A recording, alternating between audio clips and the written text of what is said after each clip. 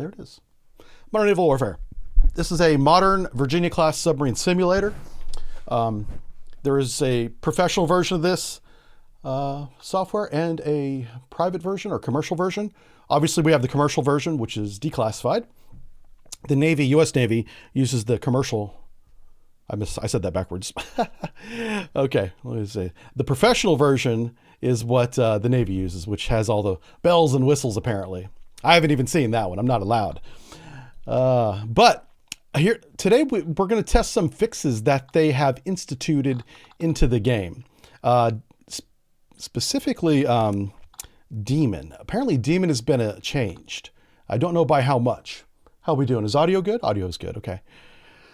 So we need a good mission that's going to be interesting. Let's see what this one says. A day in the life, participating in a ASUW training exercise.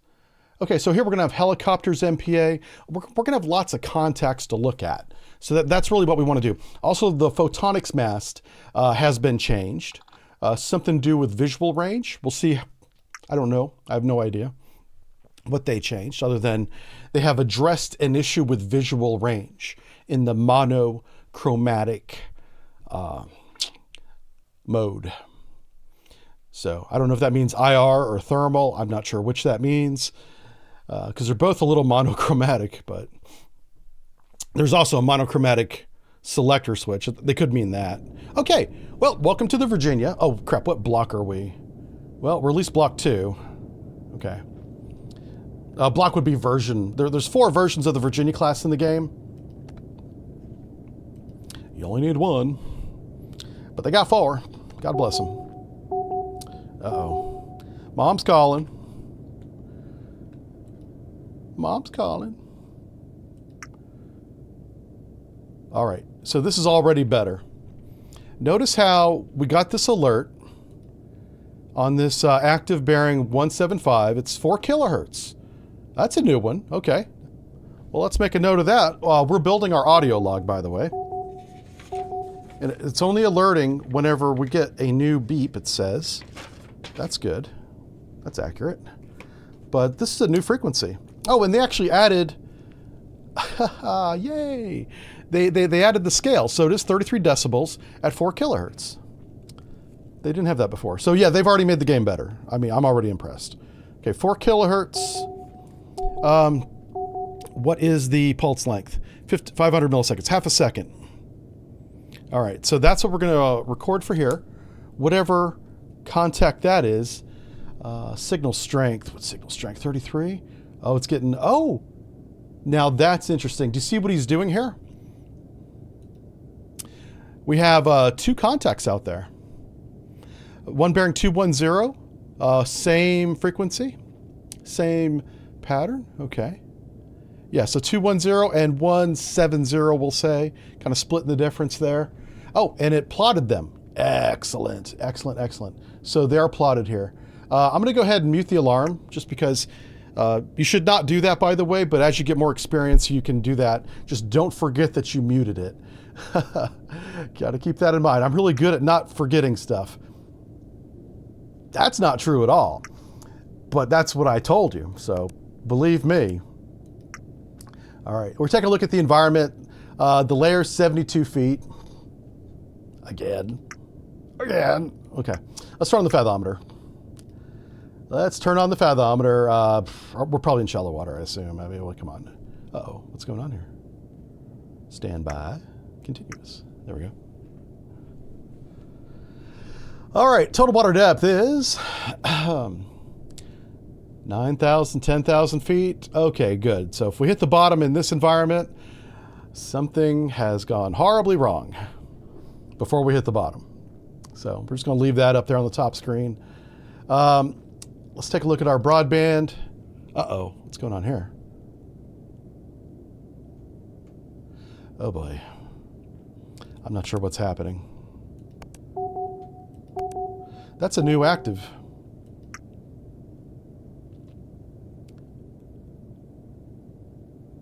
No, it's not. I had the wrong frequency muted. That's all that was.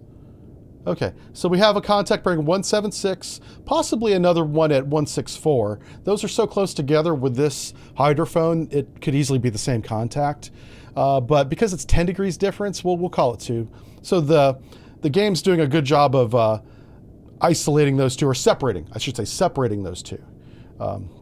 But don't hang your hat on what this display tells you in terms of number of contacts. This is ridiculous, by the way. There's clearly only 2 contacts out there, maybe a third one. It's already got a dozen contacts. Come on, bro.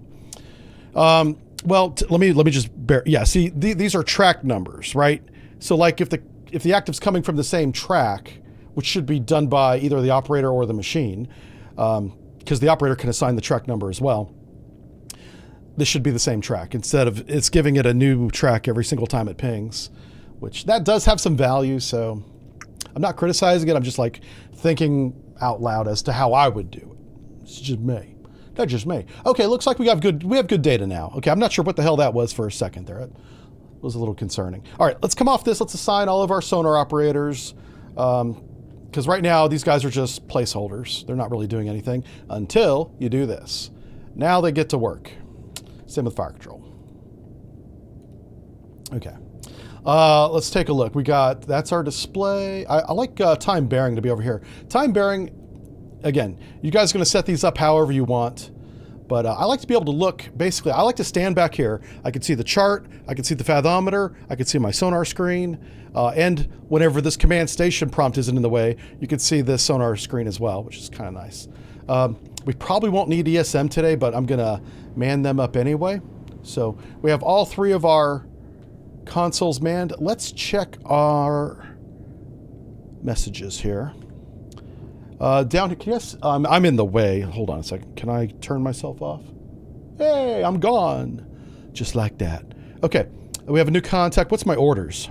I'm participating in a surface warfare drill against a small force of U.S. Navy ships with helicopters and aircraft, MPA, maritime aircraft specifically. Okay, I'm back. That's our orders. So we looked at the environment. We know the layer is at 72 feet. We know it's very deep water, which is fantastic for us. If we look up here, we are on course 2005 knots, 150 feet, and it is 04 in the morning Zulu. That's not local time, that's Zulu time, which is like London or some stupidness. It might be Geneva, I don't know. It's one of those European things, yeah. It's like the metric system. Nobody really knows, yeah. All right, we can deploy the array. Let's go up to, I want to go up to periscope depth and clear the broadcast. Let's start by doing that. Oh my God. So those 4 kilohertz are supposed to be American warships? That's hilarious. Okay, no comment. I'm just going to go to periscope depth and hold my tongue. Let's go to 5-4 feet. Head 2/3 because I want to get up there in a hurry. Let's do that. So once we come up close to 100 feet, I'm going to slow back down. I just wanted to help the dive get up to periscope depth. Also, the game starts off in auto trim, which is great. You can manually trim the submarine, but I'll teach you guys how to do all of that after we learn the game. You know, we got to learn how to play the game first, then we can do fun things like trimming the boat. And we can trim it with an up angle, a down angle. Yeah, we do all sorts of crazy things. Lots of fun. All right, head 1/3, coming off the bell. Let's get on the mast. I'm going to use my command console because this is what you're supposed to use. There's a dedicated photonics mast behind us, console, but we're going to use the right one for the approach officer, which is who we play a role as. We are the approach officer. You can also say we're the officer of the deck. That would be accurate too. Okay, if speed's less than 10 knots, it's safe to raise any master antenna, which is what we're going to do now. See how it kind of pops up out of the sail, but it's just above the sail. It's not very high up. You have to drag this puppy right here, get it up out of the water. Now we have lots of sonar contacts. Holy smokes, there's a fleet out here. That's amazing. Yes, yes, yes. And it's raining. Look how the rain's coming through the water. It's pretty good, it's pretty good. So I'm looking for shadows, make sure we're not gonna hit anything. Kind of sweeping back and forth. Listening for sonar. They do have a contact off the bow, but he doesn't think it's close. But we are gonna kind of look in that direction because we don't want to hit anybody. And the periscope's up high enough that if we saw somebody like a hull, we could go back to emergency deep and lower the mast and avoid collision. That's what I'm thinking. That's my only concern right now, is that this is a peacetime exercise. The worst thing that can happen is hitting somebody, colliding. We don't want that. Okay, nobody's close. Look at this rain. Oh my gosh. Splash. It's almost like anti-air fire. The rain's so thick. It's around stabilization, so I'm not bouncing around like Popeye. All right, no close contacts. Doing a quick look for aerial here, because there are helicopters and MPA in the area. No airborne contacts. Okay, put me on the bearing of Sierra 1, our closest contact. Let's go ahead and lower the mast a little bit. Oh, lordy. Really hard to see the horizon. Let's go to IR. That really defines the horizon for us. All right, no visual contact. Let's go to thermal. No visual on Sierra 1, shifting Sierra 2. Thermal. No contact. ESM, I don't hear ESM singing out, so. All right, cool. Let's dip the scope. You never ever leave the scope out of the water. Okay. Now, I'm curious as to what ESM has. I expected lots of radar contact with American warships out there, unless they're in some kind of really weird. Oh, we didn't raise the SMS. Fair enough. Fair enough. In this game, you got to raise the ESM mast to get the things. Well, that could also be the type. Yeah, I know for Type 4, the ESM sensors on the photonics mast as well, but apparently we're not Type 4. All right, let's go to mast and antennas. I'm crippled. I'm handicapped by my own experience because I know how things really work, and I know, and I'm trying to learn how the game works. So when I expect to have ESM contact, there's a reason for that.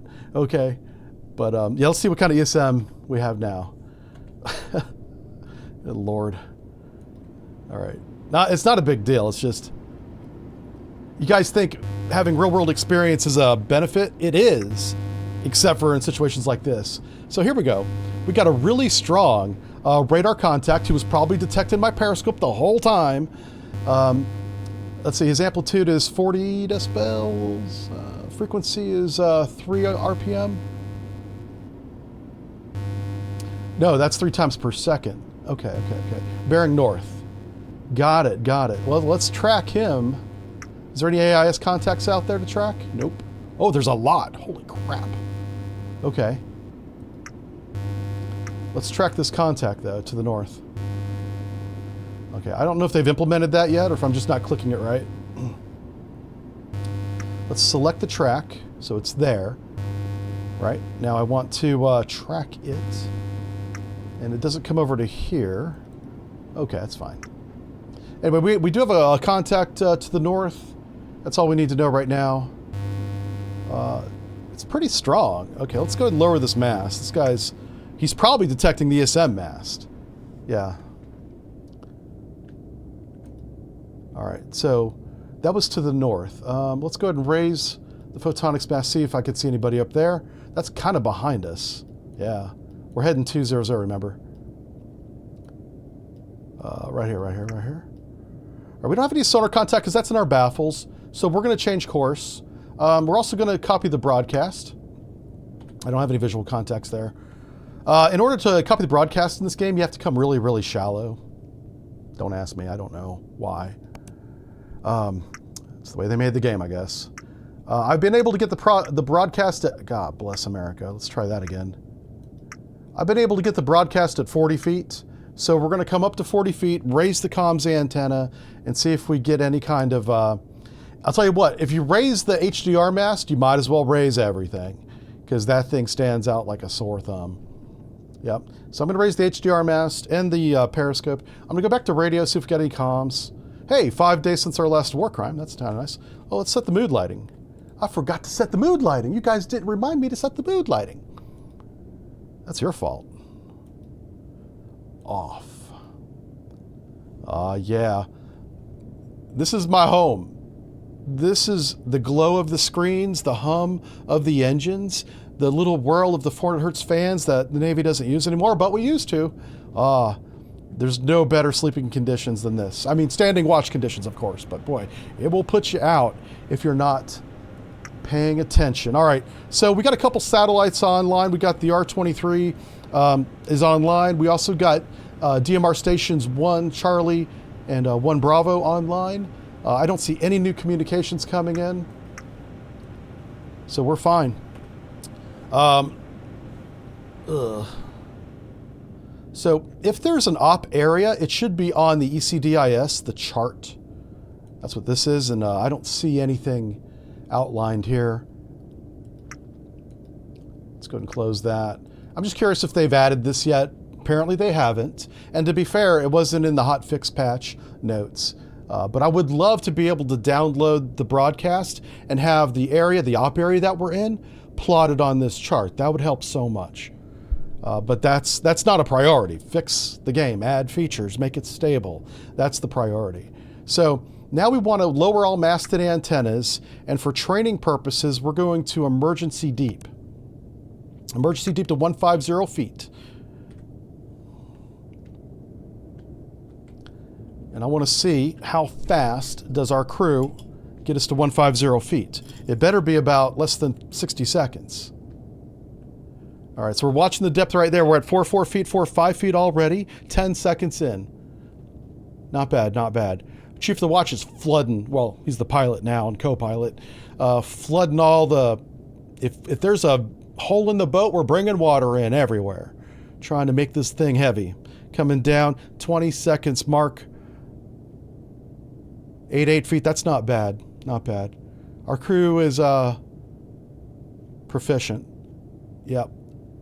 Excellent, excellent. This is 110. So at this depth, we would have avoided collision at this point for all but the largest of vessels.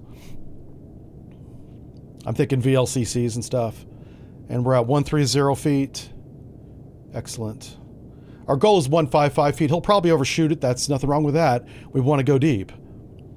The goal is to get to 155 in 60 seconds, and that's 60. He's at 153 feet in 60 seconds. That's acceptable.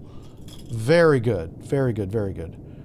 All right, let's go ahead and I want to come right. Remember, we have a contact in our baffles, that is that ESM contact. We have no sonar contact on him at all. So I'm going to go ahead and come right to course 270. I'm going to put that north bearing that he's on right off of our starboard beam. And I'll tell you why when we get there. Some of you already know, because you've been here before and you remembered, and you're smart. All right, who do we have today? Welcome, welcome everybody. Glad to see you. Yeah, we're streaming. We're testing Facebook today. We're gonna have a dedicated channel on Facebook. We're still setting that up. So right now I'm on my personal Facebook. Ugh. Hi, family and friends. I'll probably delete this when we're done. They've never seen me work. They don't think I do. Guess what? Anyway, I'm joking. I'm just joking. I'm just joking. Okay. I'm going to hear about that during lunch. Let's see. I love that AIS used to be with MS. Yeah. Hey, Smitter, how's it going? Yeah. What I can't tell is I see YouTube chat. I see Twitch chat. I don't see any other chat. Are we on? We are on Rumble. I believe Alonzo, I don't know if Alonzo's here today. I don't normally stream on a Monday. I'm doing that this Monday. I plan on next Monday as well. We're seeing if we can go to Facebook. Oh, I just saw we have 0 viewers on Facebook. Yay! That means my family's at work instead of watching Facebook on their phone. Hey, this is how I keep track of my family and friends. If I see that number so much as go to 1, I'm gonna find out who it is and be like, hey, why aren't you working? Get to work. Yeah. How goes the hunt today? Well, we just begun. There's an American fleet out there. We're going to get them. We're going to sink them. We're going to shoot training torpedoes at them. I've got like 4 ships down to the south. I have no idea what they are because sonar hasn't done anything yet. I'm kind of giving the computer time to do its job before I do it for it.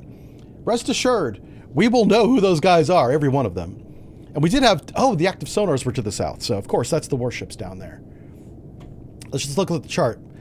So, this guy's a warship, Sierra 1, and we might have 3 warships because we do have 2 side by side, and we had 2 actives side by side. So, and they were 10 degrees apart, which means the active receive sensor, the AI acoustic intercept, whatever, it can narrow down to within a couple degrees, you know. So having 10 degrees is probably 2 different contacts. You know, it really depends on range and bearing, of course. Depends on a lot of things. Yeah. CR4. So I hope they're not going away from us because, you know, we're gonna have a hard time catching up to them if we do. All right. So, let's, so why did we come to this course? So we could put total rays out. We got to check Demon today. Demon's supposed to be, I'm not going to say fixed, but they've changed Demon. And I haven't even looked at it since they've enacted the change. So we're going to extend the fat line towed array. That's the quick tactical array. Doesn't go out too far. It goes out just far enough to work. In and out real fast, tactical. The thin line array, it goes way the hell out there. And it takes forever if you do it in real time. And then it takes a long time to come in. That's not tactical. That's evolution, okay? But the fat line, in and out all day long, no big deal, because there's speed limitations on these arrays. That's why that's important. You want to go fast, bring in those towed arrays. Otherwise, you'll damage them or rip them off, or either way, they won't work. Whether they're ripped off or not won't matter. Uh-oh. Autosave, autosave. Yeah, I've got the autosave set to like every 10 minutes or something. In case something happens, we can get right back into it. I don't expect anything to happen. Let me fix my display here. It's supposed to be the chart. All right. So I just want to take a look to the north, Echo 1, just see what he is on sonar. Let's see. I don't have the towed arrays deployment to real time. I've got it to not real time is what it says in the settings, which I think it's like 30 seconds and then it starts working. It's already working. So I wanted to look to the north, which is up here, and we have no contacts. So that's, again, the layer is very strong at 72 feet. But we do know these down here are the warships. At least 3 of these are warships because they have active sonar. Merchants don't have active sonar, except maybe the fathometer. I don't count. I'm not counting that. But they have active search sonar. So, I mean, I guess our mission is to engage them. There was no details in the description other than that we're in this exercise. So we're gonna, you know, assume our weapons are training torpedoes and we're going to shoot them. But without good track, we're not doing anybody any good.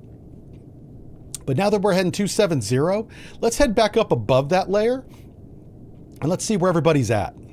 Let's do that.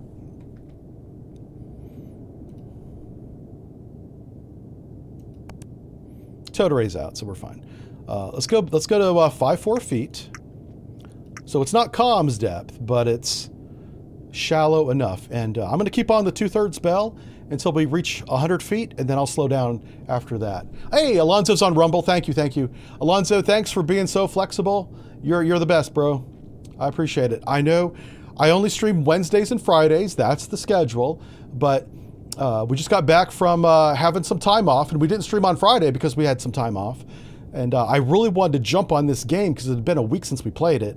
And I want to see what fixes they have enabled, changed, whatever, added, made, whatever the words are. Those words. Use those words in the right order, and that's what I'm saying. That's how this goes, if you're new here. Yeah. All right, ahead 1/3. Are we on Twitter? No, I took us off Twitter. Okay. Twitter is kind of weird because Twitter is my sub-brief lecture series, and those are like academics. They don't do video games. So there's no audience there for this. So even though this is a simulator, you know, it's not for them. It's for us. This is our time. This is you and me hanging out. That's all this is. Hey, let's take a look at our weapons. Haha, I like weapons. Weapons are fun. They blow up. Usually them, but not always. All right, so I'm not even going to explain this. That's a good fan, but we don't have any. We just got new contact again, it looks like. Oh, crap, we're coming to Periscope to pay attention. I got distracted. What's our depth? Hey, 6-7 feet. We didn't miss anything. Let's hopefully we didn't run into anybody. Right. Come on, buddy. There we go. Yeah. Hello, everybody. It's still raining like a big dog out there. Look at the big old fat raindrops. The rain was so fat it was coming up at us. All right, no close contacts. Look in the sky for them MPAs and those helicopters. All right. Looking at... Oh, what the hell was that? Oh, that was a raindrop. Okay. That was a raindrop. All right. No airborne contacts. Put me on the bearing of Sierra 1. Sierra 1's to the north. That's the only guy we don't know who he is. We think he is a merchant, but we don't know. All we do know is that he's far away, which is where we like him, because he's outside of our exercise area. All right, we're going to dip the mast because we're already being hammered by that search radar. I'm tired of giving the U.S. Navy bearings on where we're at. Let's get off that. Give them a second. So what's the time you dip the mast? How long do you keep the mast dipped? Well, you take into account for peacetime safety, which is what we're, assuming here. How fast can a contact get from where he's at now, whatever range that is, to where you're at his best speed, max speed? So a 30-knot warship that's 10,000 yards away is going to be on top of you in about 4 minutes, 5 minutes. Yeah, we'll say 4 minutes. We'll round down a little bit. So you could keep it dipped in this situation only, because everybody's outside 10, and our fastest contact is about 30 knots. 4 minutes. But you don't necessarily want to push that. There's no don't push that if you don't need to. Now, no, I'm sorry, that's the maximum you want it down. So what's the minimum? Well, it depends on their radar. We know the radar is sweeping 3 times a second, and it probably has a history of 15 seconds, we'll say. If it doesn't get a contact after 15 seconds, it falls off their screen, off their little radar plot. That's just some assumptions we're making until we know what kind of radar it is. So you want to keep the scope down at least 20 seconds. And then that's assuming you have one radar contact. If you have multiple radar contacts, they'll probably be in different modes so they don't interfere with each other, right?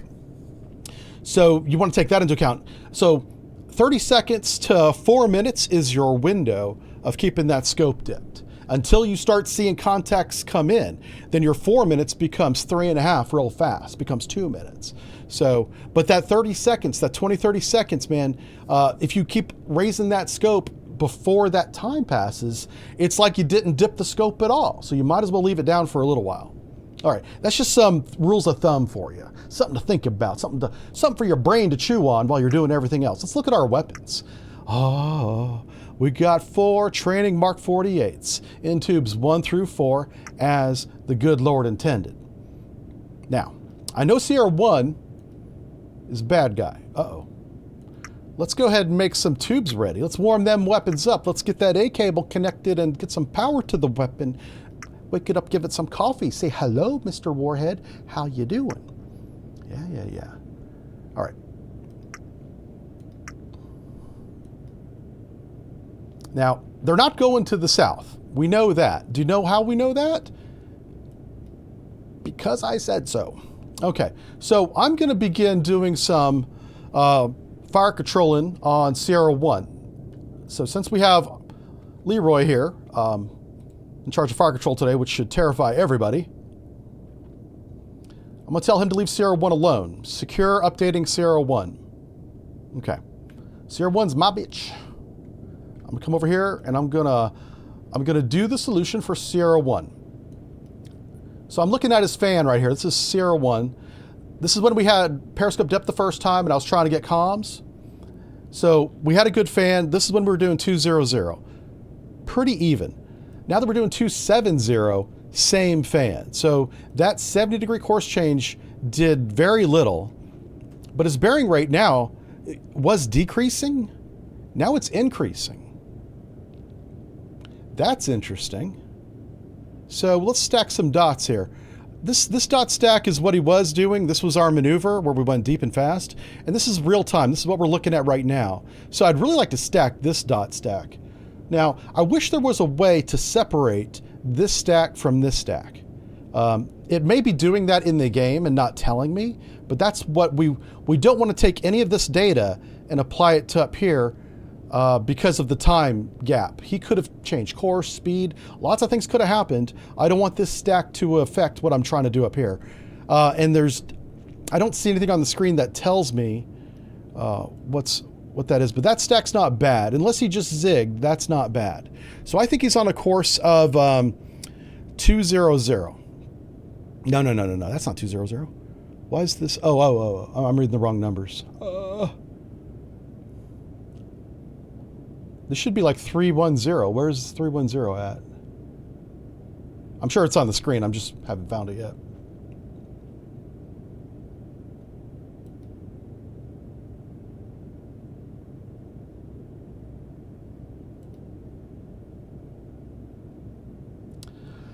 All right. Oh, there it is. 299. Okay. I'll make it 300. I don't know why that took me that long to find it. I apologize. Woo, I'm a little rusty. All right. So his speed being 20 knots, probably not. It stacks up for 20 knots pretty damn good, though. Do you know what it is? Is he's closer. So the closer you bring him in, the range gets slower. So let's say he's only 20,000 yards away. Oh, fudge. Why'd that update? Let's try that again. I'm literally typing the numbers in and it updated. 20,000 yards. Yes. Okay. So I think he's right there. Well, it doesn't stack at all because the speed's off. So his speed's like 10. Ooh, look at me. Look at that stack. Oh, read them and weep, baby. Somebody knows what they're talking about. Or I got lucky. It could be that too. It's probably that. But listen, I'm going to take credit when I get it right, okay? Ballpark. 10 knots, 20,000 yards, course 300. Shoot and you will hit. Jive Turkey guarantee.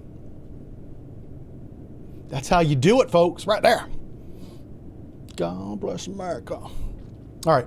So what I would like to do is get within visual range so that I can actually... Oh, it's been 4 minutes. Get on the scope. Gotta get on the scope. Go on the scope. We forgot to raise the scope. It's been like 10 minutes. We're getting run over, and the captain's tapping his foot, looking at a stopwatch and shaking his head in disapproval. That was lightning. God, that was awesome. Oh, hey. That's the Earth. Okay, not a contact. No close contacts. Down. I'm going to do an airborne search here in a second. I have not forgotten. Okay. Let's see what we got here. Yeah, it's Modern Naval Warfare. Even a blind squirrel finds a nut once in a while. Hey, listen. It's my nut now, okay? You guys are the best. I absolutely love... God, our community is hilarious. You guys give me no quarter, and I love that. That's what I want. Okay, I'm going to do a quick airborne search because it's been 20 seconds. I was waiting to fade off the display of whoever's out there. I'm looking up at the sky. All right, I don't see any airborne contacts. I'm keeping the horizon on the bottom of the screen intentionally down. All right, dipped it again, baby. All right, let's actually keep track of the time this time. Oh, my Lord. All right, 30 seconds to 4 minutes, because, again, no visual contacts. Everybody's outside 10. Happy. Let's look at the sonar. Let's see what kind of sonar quality we have on Sierra 1. Sierra 1 is my responsibility. Everybody's on the left, draw, and right. In this case, that's good. That means we're in a lead line of sight. Yeah. Okay, so we're kind of both going the same direction, which is what we have in the fire control for Sierra 1. So we're both going to the west. I'm heading 270. They're heading northwest. They will eventually, whenever they're on the left drawing right, pass in front of us. Yes, to pass in front of us. That's what that means.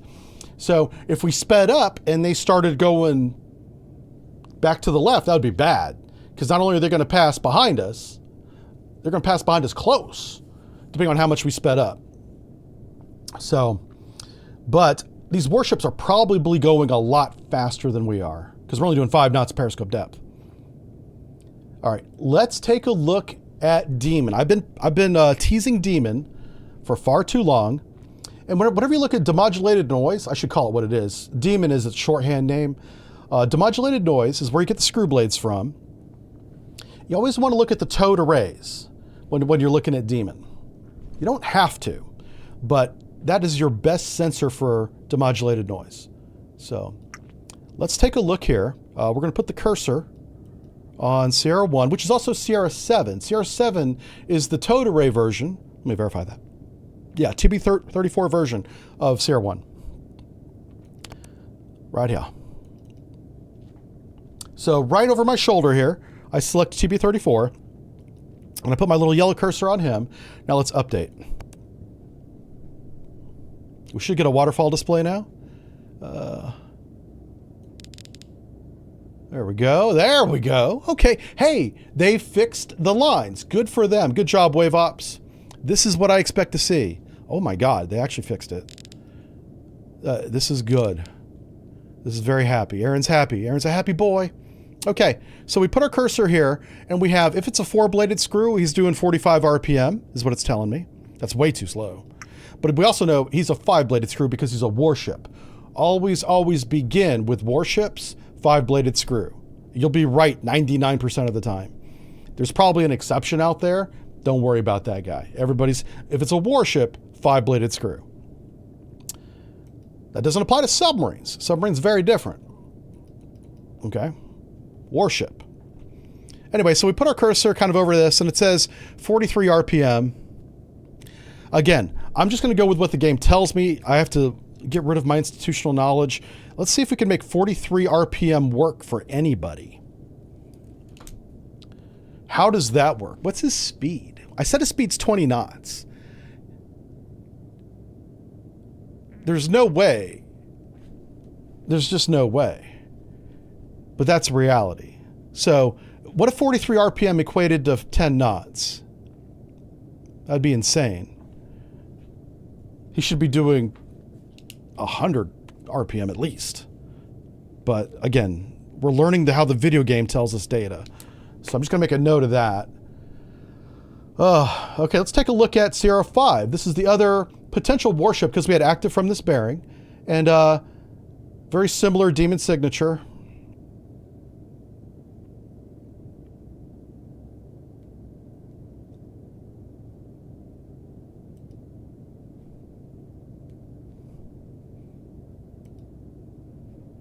That's a strong boy right there. Look at you. Oh.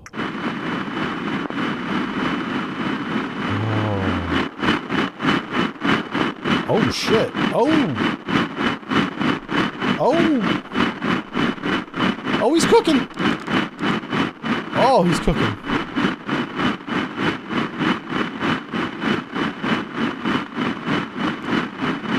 Oh, let's do that. Let's do that. I gotta do a look around. Fuck. Hold on a second. I'll come right back to you, sir.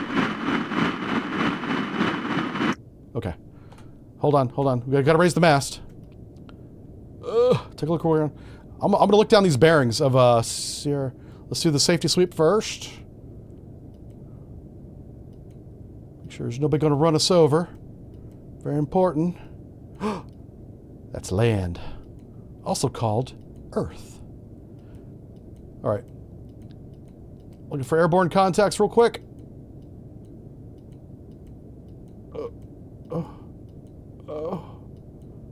Down. Okay. Let's get back to work.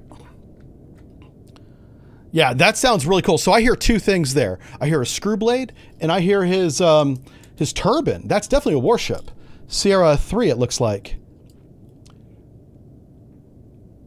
Or is that 8? It could be an 8. Yeah, it looks like it is an 8. Okay. So that's so we know Sierra 8's definitely a warship.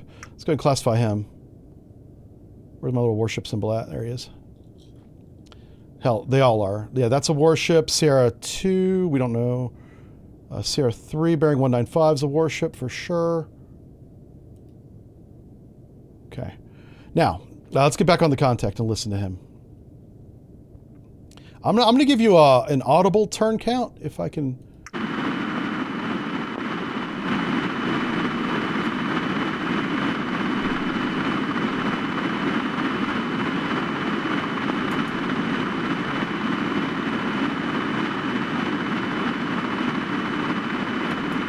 Yeah, he's doing 105. 105 on a 4. On a 5, rather. 105 on a 5. So how do I make this RPM right here say 105? Where's the cursor got to be? Right about here. Well, he does have this line up here. 158. What I hear is 105. And it doesn't line up at the moment. That's okay. Let's do another one. How's this guy sounding?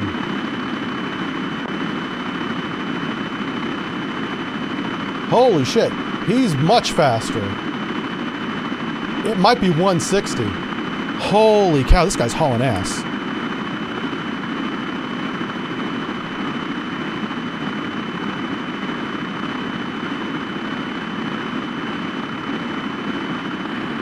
No. I'm hearing the blades, that's why. Yeah, I was hearing the blades. So, it's not as fast as I initially thought. Okay, it's fine. Because I'm distracted by the blades, I don't have a good count right now. But you can hear that high-pitched ring. That's his steam.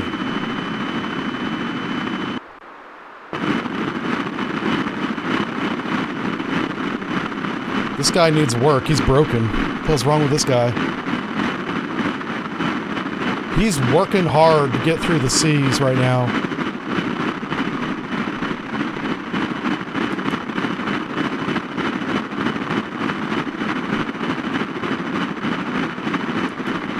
$140 on a 5? Yeah, there we go. Okay, this lines up. All right, so he's doing about 140 on a 5. Okay, so we have he's okay. Ooh. Computer took a chug. Oh, it's saving, that's why. I might have the saving set too aggressively. Maybe we turn that down a little bit. Okay, so 140 on a 5. So definitely a warship. I'm trying to see what Sierra number that is. It's got all the Sierra numbers stacked up on top of each other. So the bearing is about 220. Who's 220? 210. So Sierra 5. Sierra 5 definitely a warship.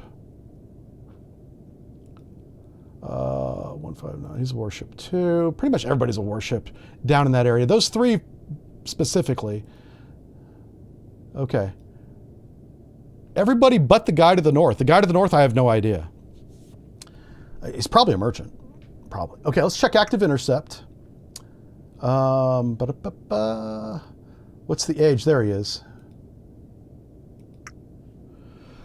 All right, so we got 4 kilohertz. So this is American sonar. That's really cool. I bet you this is the Burke. I'm going to call this AB for right now. We're going to visually identify that. I think we... oh, boy. We're in a good position to shoot. We really are. I could take these guys out right now. But that's no fun. Let's give these guys a chance, right? This is training. We got to teach them how to find a submarine. Just understand this. At this point, we could already shoot them. They probably don't even have us. There's no indication that they do. They haven't changed course. They haven't launched helicopters, at least not in our area. They haven't changed anything. There's no indication that they have any detection of us. But if we don't speed up, we'll probably never see them visually, and I want to watch them explode because they deserve that. Okay, let's go ahead and lower our mast antennas before my 4-minute mark is up. And let's get down to, we're not going to cavitate this time. Take a sounding. Take a sounding. What's the sounding say? Okay, that sounding is good. We have 1 billion feet below the keel, so we're fine. All right, how's our weapons doing? Let's just check our weapons again. Are they warmed up? Are they happy? Or do we have happy weapons? We have 4 very happy weapons. Now it says no solution door opened. The door is not open. That's very confusing. Like we haven't even flooded the tube yet. It should say weapon ready, but I do have a Sierra number assigned to tube 2. I have Sierra 1 assigned to tube 2, I believe. Let's double check. This is a really good solution. I think we nailed it. So that's Sierra 1. Let's take a look at our tubes. Right here. There. This is it. Yeah, tube 2 has Sierra 1. I haven't hit the assign button yet. Let me hit assign. So now Sierra... Obviously, Sierra 2, 3, and 4, they're all going the same direction, boys. Sierra 1 is my master contact, if you will. I'm letting fire control, hopefully they figure it out. We're going below the layer, so they're not going to figure it out because they're about to not get data anymore. But this is I'm going to leave this. You know what? I'm going to change that. I'm going to change the enable range. Everything else I'm going to keep the same. Yeah. There we go. All right. Now let's go back to the tubes, and it says door open. The door is definitely not open. I don't know why it says door opened. It's not even flooded. That tube is dry. Okay. I'm sure they'll fix that. It's not even a big deal. I just got to remember what it is. All right. So on this course, this is a really good intercept course, but we got to run up ahead. And we're already in the shadow zone. Let's take a look at the shadow zone. We went down to 250 feet. We're at 150 feet coming down. We lost all contacts at around 100 feet, just below the layer. Let's take a look at ray trace again. So now that we have some bearings, we can take a look. Let's draw the SS scale down to 2,000 feet. So we're coming right down to right about here, right? There's no sense going any deeper than this because it gets pretty ISO after that. If we were searching, this would be a good depth to go to. I'm trying to hide. So I want to be up near maximum sound velocity, which is just below the blue line. But I give myself a couple hundred feet, you know, so blue line plus 150 feet. Takes it down to around 250 roughly. We can also go really fast down there. I'm going to go to a head standard with the towed array out, mind you. The fat line can withstand that. Let's set this depth to 20,000 feet. Let's go down the line of bearing of Sierra 1 because that's our warship. And this is our... Okay, our shadow zone goes out to about 12,000 is what I'm guessing. Let's draw that again. This is 11,000 yards. So yeah, at 11,000 yards, our sound is going to bounce back up again, and he's outside 10. So we are vulnerable to him hearing our bottom bounce until we get inside 10. But we should also hear him, potentially. That's a two-way street right here. There's a small difference I'll bring up. This is assuming or being measured from our depth. It's really hard to tell. Let me zoom that in so you guys can see it more clearly. Let's recalculate the ray trace. So you see how the source is down here at 250 feet, where this green line is? That's where the ray trace is beginning. So it doesn't begin at the surface in this example. So you could definitely say he's hearing us, or potentially hearing us, outside 11,000 yards if we make enough noise. It should be the same for him, but because his source level is literally like 30 feet below the water, right up here, it could be a little bit different. But anyway, we're not gonna sweat that. That's very, very technical and minor, and it may not even be calculated. I don't even know, to be honest with you. Let's give me more depth. There we go. Ray trace that. Yeah. Okay. All right. So that's good enough for us. I want to keep an eye on the towed array, and we need to go fast. Let's go fast. Head standard. So my plan is to run 270 to close range to Sierras 1, 5, and 7. 3 warships. And then we will engage with one Mark 48 and see how they do. We'll give them some training on the reception side of an attack. This is their opportunity to find us right now as we reposition. Let's see if they do. I don't think they will.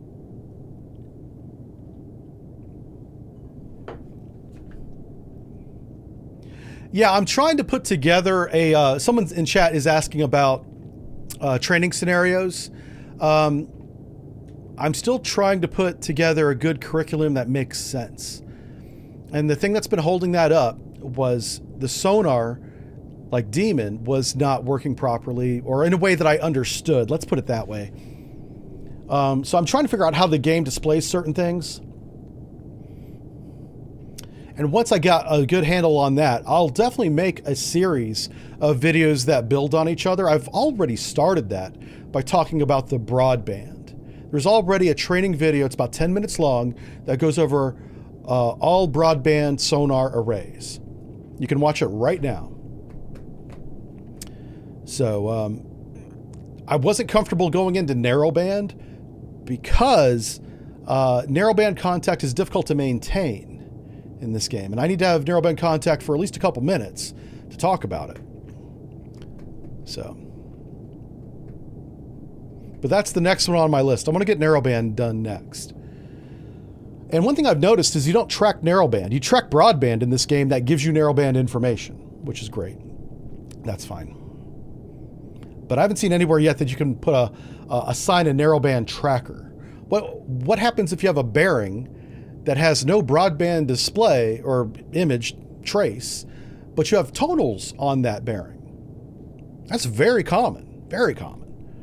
But maybe that's not a thing in this game. I don't know. Those are called submarines, by the way. Yeah, this is good. Oh, if he doesn't turn, he's toast. He's toast. Now, what we could do is we could run into detection range. He's going active, right? I mean, we got to keep an eye on his signal strength. So how are we going to do this? How are we going to do signal strength? So the guy that we're worried about is bearing 218. His signal strength, oh, wow. 208 is 37. It's actually higher. But he hasn't changed modes. So something that surface ships will do is if they're paying attention and they begin to get hits of you, they'll start changing modes. They'll go to a lower power level. They'll go to a shorter PRF. Yeah. We don't normally call it PRF, but I know what they mean because that's almost like a radar thing. But yeah, signal for 2 ppm. What else will they change? But these numbers will start changing. And then obviously if you change his course and speed. One of the first things I would expect to do, because these guys are transiting, it looks like, is to slow down. Because if they're going to launch the helicopter, they got to slow down to 5 knots to do that. So if they're doing 10 knots, they're not. Now that helicopter might already be airborne. It might be. I don't know. But if they're going to launch it, they got to slow down. Because the war game is in progress, it's probably airborne. We're going to assume that. But what's interesting is the helicopter has not launched any active sonar buoys yet. We haven't seen any. Because these actives are moving along with that fleet. Right here. I do like how the game has cleaned up the tracks. It's now working as I expected anyway. Where we have one track number that's tracking this contact consistently as it drives through the water over time. That's good, good. Bearing 222.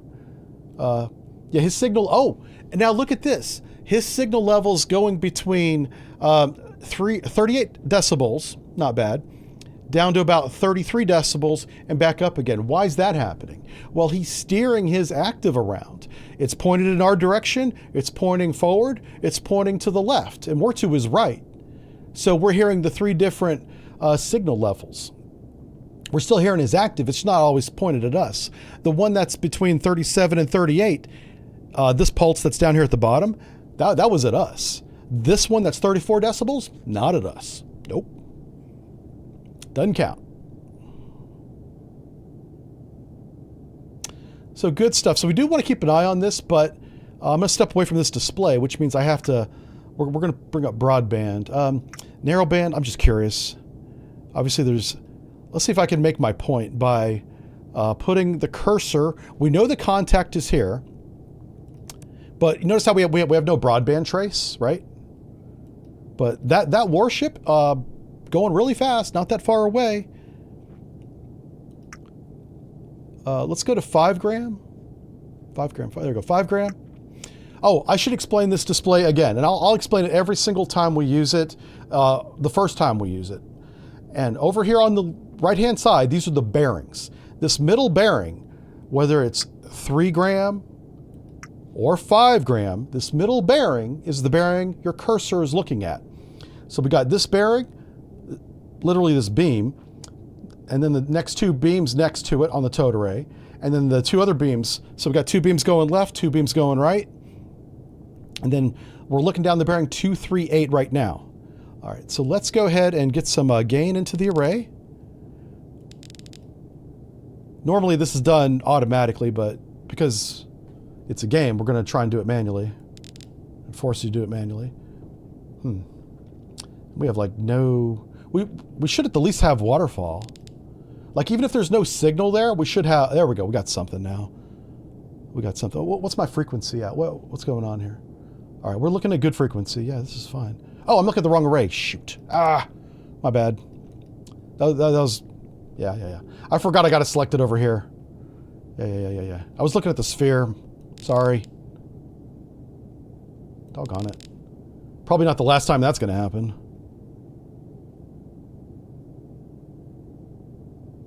So, just to give you some context, whenever you go to the narrowband display in reality, and you set it for an array, like the towed array like we did last time, it stays there. It doesn't go to any other array.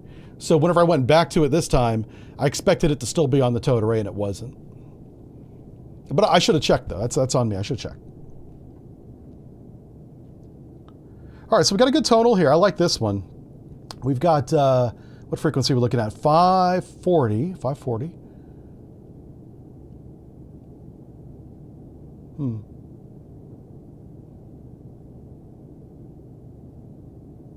And what's this one? We got 837. 320. I'm kind of stacking dots on these, so don't squint too hard to try and read them.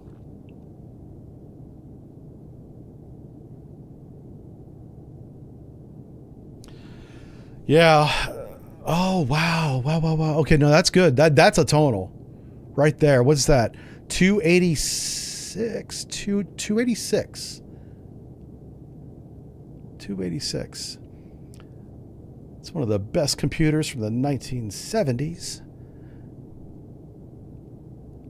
Early 80s, maybe. Early 80s. Oh, we had a little hit right there. Yeah, okay, at this point, I think I'm just making stuff up. But this level of background, it should automatically be factored over here as well. There's a name for that, I forget. But the sonar system normally averages this background out for you. You can go in and manipulate it, by the way, which is what we're doing down at the bottom. But the sonar system should automatically, without being told, average the background noise into the FFT, which is it's the bins that are falling down the display. It's called fast Fourier transfer, which is how waterfall is displayed. Anywho, enough science. There's nothing there. Yeah, I keep getting hits at some tonals that give my... Okay, that's fine. Let's turn that off so we can get audio back. Now, I'm curious. We've got TB34 selected. Let's go to broadband. Let's go to active intercept. Okay. These guys are good. These guys are good. Now, let's go back to narrowband. And it did stay on the towed array. Okay, yeah. So good. That's the way it's supposed to work. Okay. Apparently, I just didn't select it to the towed array the first time. So that's on me.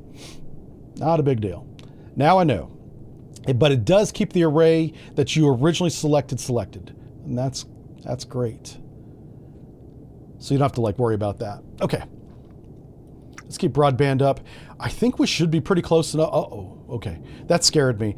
I did not expect the traces to go to the left, but that is a JPEG. This is not a real data. You can turn it on where these screens all show the real data, but it eats up system resources, and I try not to, whenever I'm streaming, I try to save those precious resources. All right. So here we go. Sierra 1. He's kind of outrunning us. This is generated bearing, by the way. He may not be here. So a real good way to check if our solution is correct, our speed especially, is to regain contact and see what his actual sonar bearing is. And how far off it is from the bearing that I think it is the speed difference and can be the course difference. How fast are we going? We're doing 15 knots, right? Yeah. So I can't go to PD at 15 knots. I could try, but it'd be dumb. But I am going to go above the layer. We're going to regain contact. Let's do that. Let's do that. So let's head back up to periscope depth.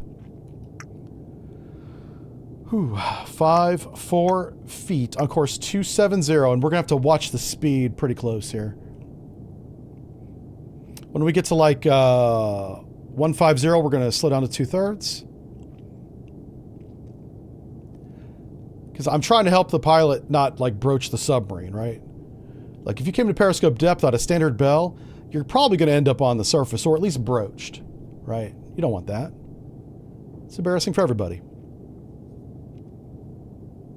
All right, so now we're head 2/3. I did that a little bit early.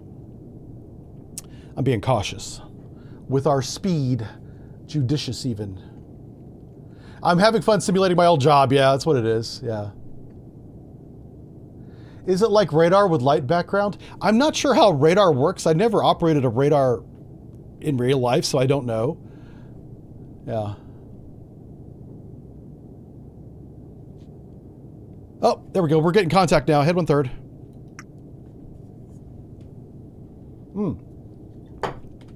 I don't even care about the scope at the moment. I just want to see what is the bearing. Oh, who do we have? Who did we regain?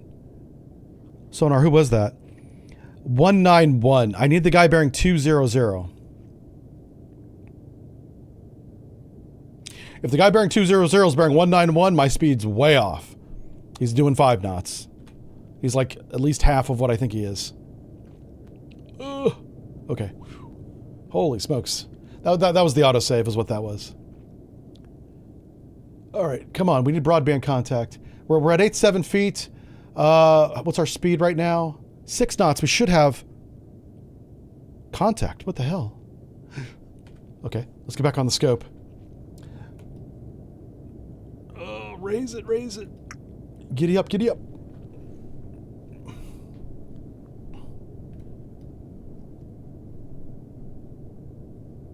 There we go. Now we got everybody. 214, 244. Okay. Yep, my speed is correct. My solution is good. Holy cow. It looks like a freaking World War II bombing run out here. No close contacts. Looking for that helicopter. Come on. I know he's out here. Come on, baby. All right, no airborne contacts down. All right, sonar, let's get back on this. Please tell me you used the same Sierra numbers. Oh, sonar, why? All right, so now they kind of messed up. The sonar operators aren't smart enough to say, hey, it's still the same contact. So now they've added new numbers. Shoot. That's a mess. That's a real mess. I might take control out of everybody. Okay, let's take a look at the bearing that we're getting from sonar on Sierra 10.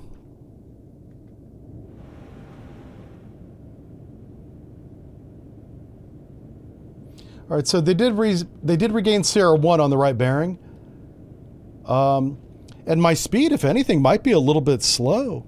Or he could be going more 310. Yeah. Let's try solution 310. Let's see if that stacks at all. Oh, wow. What the hell? Hold on, his bearing is way off. Why is his bearing way off? All right, so at least now he's on the right bearing. And it stacks. Okay, yeah, this is his course. And his speed. This is everything.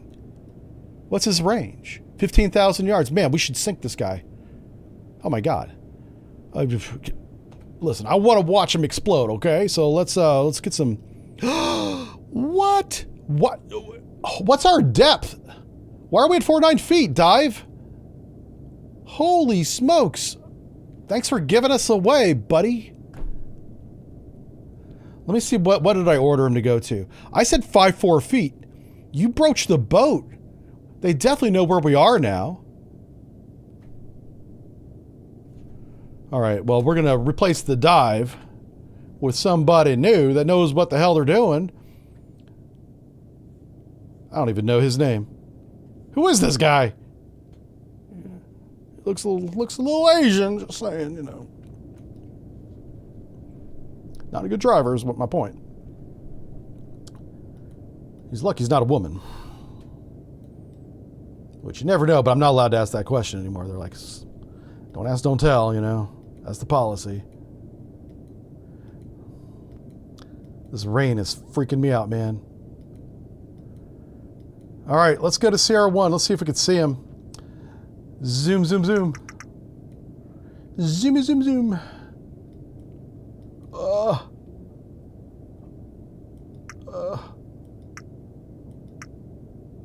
Oh, that's kind of cool. Oh, man. Look at that long enough, you see Jesus. All right. Down. Woo. We could shoot him, but I think we've got to run a little bit closer. The longer we stay at periscope depth, the further away he's going to get. He's not past CPA, but he's about to be at CPA. Closest point of approach, pardon me. So we don't want him to go through that. We might need to change course. What's his bearing? 240? 30 degrees. Actually, this is a good course. Let's do it now. Let's go. Let's lower all masted antennas and let's sprint again. We don't want to cavitate, so I'm not going to do emergency deep. But I want your depth to be 250. Yep. And as we get down, we'll start speeding up slowly here. But I need to see the depth starting to go deeper and deeper and deeper. 5-4 feet, 5 feet. Come on. Give me. I just need downward momentum and we're going to speed up. Come on, buddy. 5-8 feet. This is good. Okay, okay. Just want to make sure we're not going to bob back up again. What's our angle? We got a -4. Excellent. Got a 4-degree down. Let's go ahead 2/3. We're going to slowly bring up that speed. The 2/3 order, the helmsman comes up, the throttleman back there in maneuvering, is going to slowly increase the shaft rotation, but he wears a set of headphones like sonar does. And he listens to the screw. He doesn't hear sonar. He hears a dedicated hydrophone that's right there by the impeller. And as soon as he hears anything weird, he slows back, he backs off on that steam a little bit until he reaches 10 knots. He'll know at the same time everybody else knows if we're cavitating. The throttleman will. And so he's a good throttleman will never cavitate unless he's ordered to. Emergency deep, you're ordered to cavitate. Just go, go, go, you know, as fast as you can. All right, ahead standard. We're at 150 feet, coming to 250 feet. And we are going to sprint in this direction for at least 15,000 yards. So we're going to be at we would be at his position in 1 hour. Wow. Okay. We're not going to go, obviously we're not going to underhaul this guy. So we're only going to close maybe 30 minutes, but it's going to be 30 minutes. So we're going to read a lot of chat. It looks like Flack does it out there. Yeah, when you look through the scope.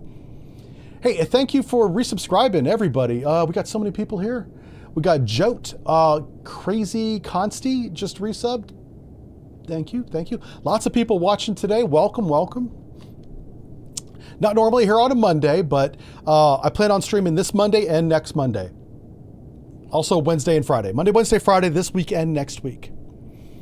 Yep, we're trying something a little bit new and different, and it's working really well. And we're going to start branching out to Facebook if this stream has any quality over there at all. I won't know until tonight when I go back and I look at it. And I keep looking up at Facebook. I see no viewers. I'm kind of grateful because I think the only people that would see this is probably my family members. I don't have too many people on my Facebook. You know, it's my old Navy buddies and my family. That's it. And my old Navy buddies are probably making fun of me, but they're not even watching on Facebook right now, so. Yeah. So the photonics mast, what changed about that? The notes say that they fixed a visual distance issue, and I'm not sure if that means it was looking too far and seeing contacts it should not see, or if it was too short. But something has been changed. And because we haven't seen anybody yet, I really don't know. I guess we'll wait until we get a visual contact and just see what the ranges are when we see people. Yeah. Oh, no. Whenever I tell sea stories about how the headphones work and stuff, that's like from the 90s, man. I have no idea how it's done today. I couldn't begin to tell you how it's done today. I'm just reminiscing. I'm getting like literal PTSD flashbacks, but in a good way from this game. This game is it's very realistic. Yeah, a lot of the tools that we used, like VMS, this is the Voyage Management System, probably called something else today, but it used to be called Voyage Management System, where they tried to go from paper charts to digital charts in the 90s, and they did. But we always kept the paper charts anyway as a backup, which I respect that, of course. The problem with paper charts is you got limited space on a submarine. Where the hell are you going to put paper charts? Well, there's designated chart lockers on a submarine just for charts. Yeah. But those things still take up space. Do you know what I'd rather put in there? My 6-pack of Coca-Cola for halfway night to celebrate. But I got to put a chart, or the QM's got to put a chart in the chart locker, so I can't put my sodas in there. Whenever VMS came out, Voyage Management System, this digital chart, nobody trusted it. Nobody. They're like, we were forced to use it, but nobody was good at it because nobody had any experience, but you got to start somewhere. And my generation, I was not a QM, but the QMs of my generation were the first ones to do it, and God bless them, because they became the experts by doing it and sometimes running into things. I'm not going to blame any ground collisions on it, but I bet you it played a role in some groundings. Yep. And, you can look at the manual and the procedure and the checklist and say, hey, if you just done this the way it told you to, you would have operated it properly and not hit anything. And that's completely true. But, you got humans operating a system for the first time that's navigating your submarine submerged. Whoa, something's going to go wrong. And it did. Sadly, I think one sailor, at least one, died whenever the San Francisco ran aground. Yeah, that was a bad one. They hit something really hard.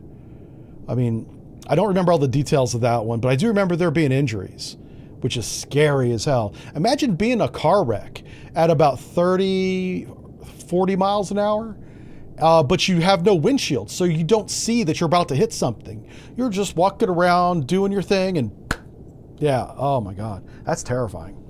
That's kind of what happened in their case, because obviously they didn't know they were going to run aground, and they were hauling ass, transiting. Not trying to be quiet, just trying to get from point A to point B whenever they hit the Earth. And the Earth doesn't move, man, when you hit it with a submarine anyway. Yeah. But not to make light of that, people were hurt, and I think there was a death in that one, which obviously... tragic, right? Very bad.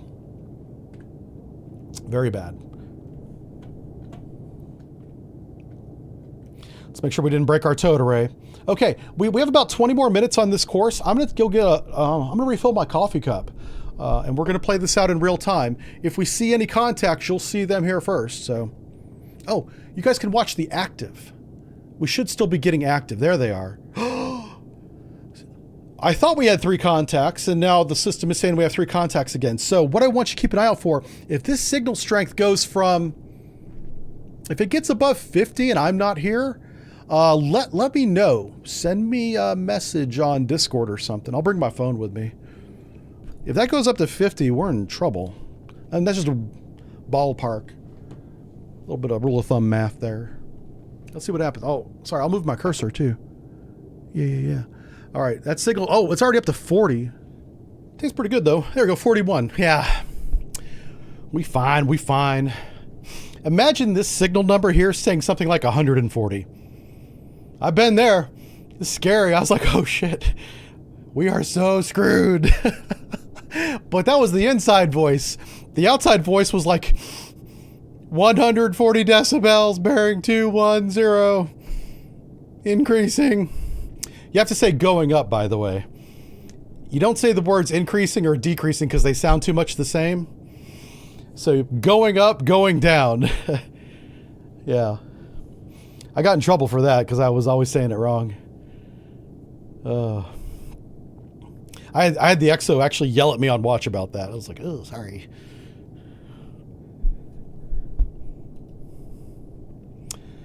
Okay. Yeah, no, it's fine. We're fine.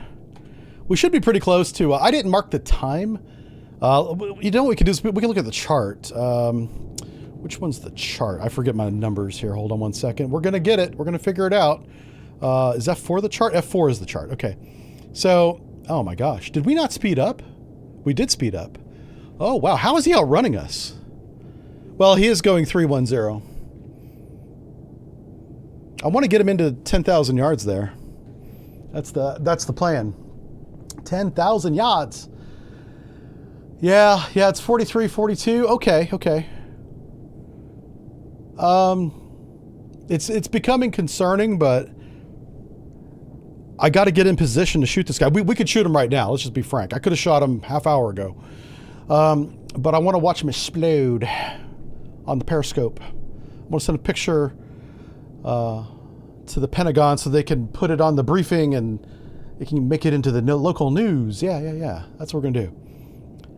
We're gonna get some clout.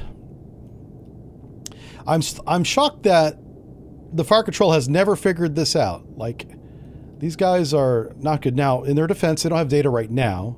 Let's go look at sonar. Sonar's F5. Let's take a look. Yeah, we don't have any track right now, so fire control normally would not be updating anything. Without data, you're not expected to. But they have had two legs of data. They had a leg here and a leg there. And those were on two different courses. 200, 270. I mean, that's more than enough time on each leg to update the solutions.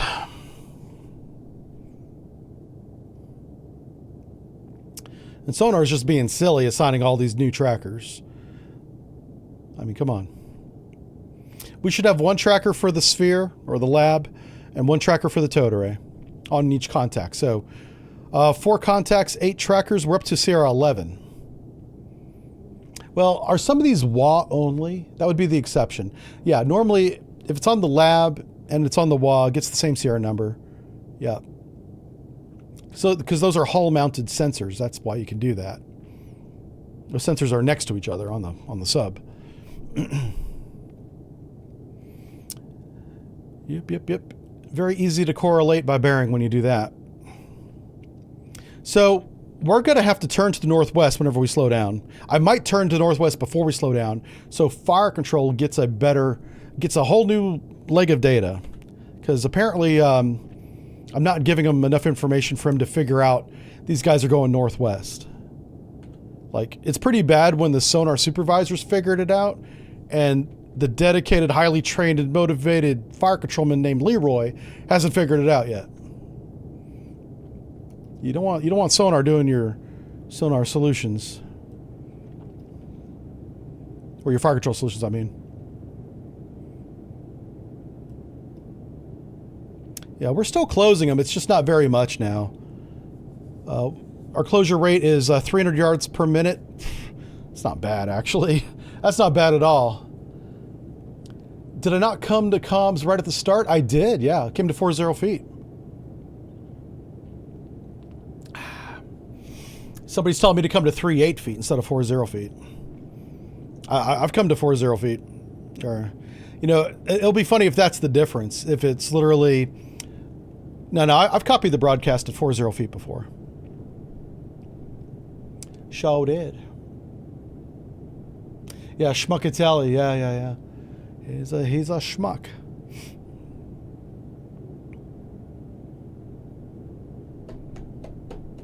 I don't mind trying to copy the broadcast again. I'm down for it. I just want to get... This guy will be within range in about 3 minutes. So we'll come to... I'm going to come to like 300. And then we'll slow down and come up. He should be right off of our port, not really bow or even the beam. He'll be in between. Closer to the port beam, I guess. And that should give fire control really good data on new leg, new speed. The bearing rate should be drawing forward. Just a little bit, though. Not very fast. But it will be drawing forward. Because he's going faster than we are. Or what we will be when we go to that course. His range right now is 10,600 yards. I'm just trying to get it to 10. Because if he's doing 310 and we're doing 330, we're going to be opening immediately. So, but I don't feel comfortable getting even 10,000 yards away from an Arleigh Burke. That's just dumb. Because, I mean, if you get close enough, they will snap you up. You know, you just got to be smart about where you position yourself, you know. Right now, we're right on the edge of that shadow zone. We're starting to transition from bottom bounce into the shadow zone right now. So the closer we get, as long as we stay deep, the better we are. But I have to go shallow to take the photo of him exploding. So I'm taking that into account.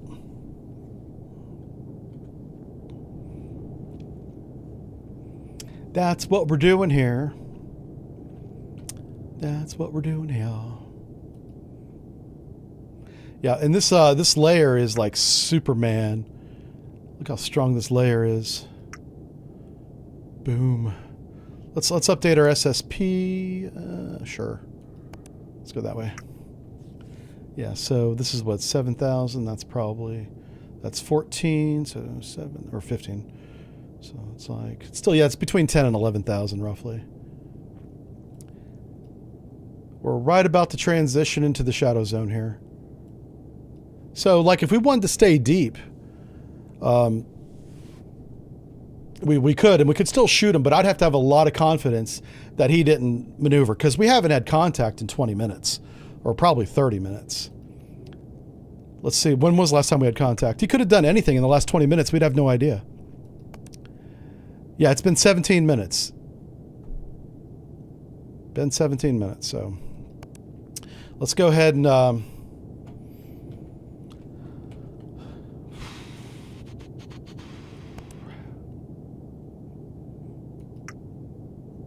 let's come to course 310 so I don't open as much.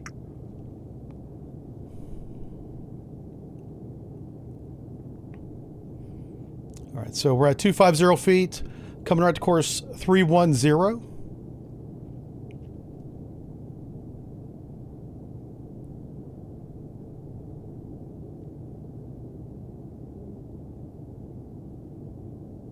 All right, let's go ahead and come on up to depth 4 feet.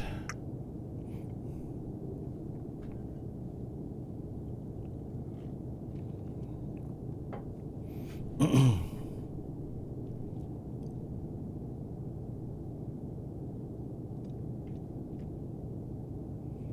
right, we're coming up now. 214. Speed 15 knots. We're going to start slowing down again. Drive it like you stole it, right? 180 feet coming up.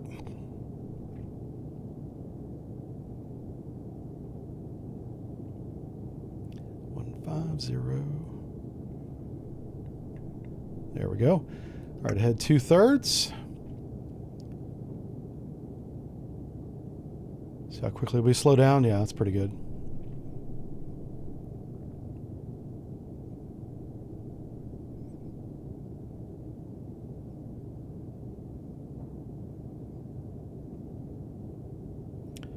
All right, instead of coming to a head 1/3, I'm going to make turns for 7 knots.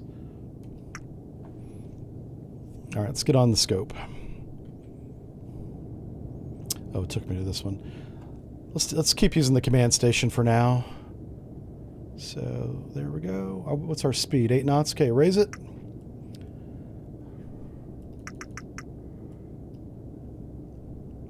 We just regained all the contacts around 240. Excellent, excellent. Just do a quick safety check here.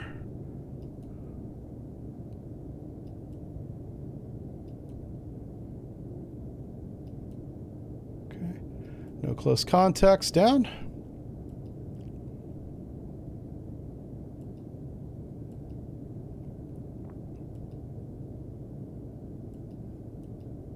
Okay, right there. All right, let's give it a few seconds. Let's go take a look at sonar. See how we doing here. Good Lord, sonar. Yeah. That's good, that's good. Total array is not quite stable yet, but... So we have, this guy might be close.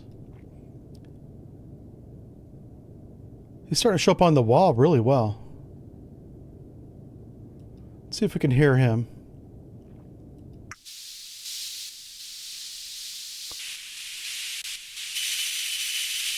That's our warship.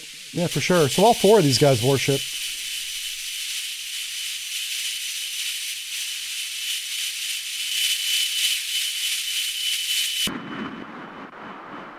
The audio change was I went to towed array. You can hear that screw blade really well. And because he has that, pardon me, sorry, blow your eardrums out there.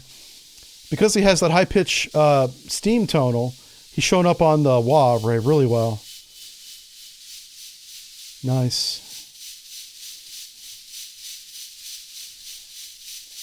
Let's, I want to take a look at him. I can't read the CR number. I think it's CR11 on Demon. Look how strong that is. That's really good. So he's saying he's doing 50 RPM, 40 RPM?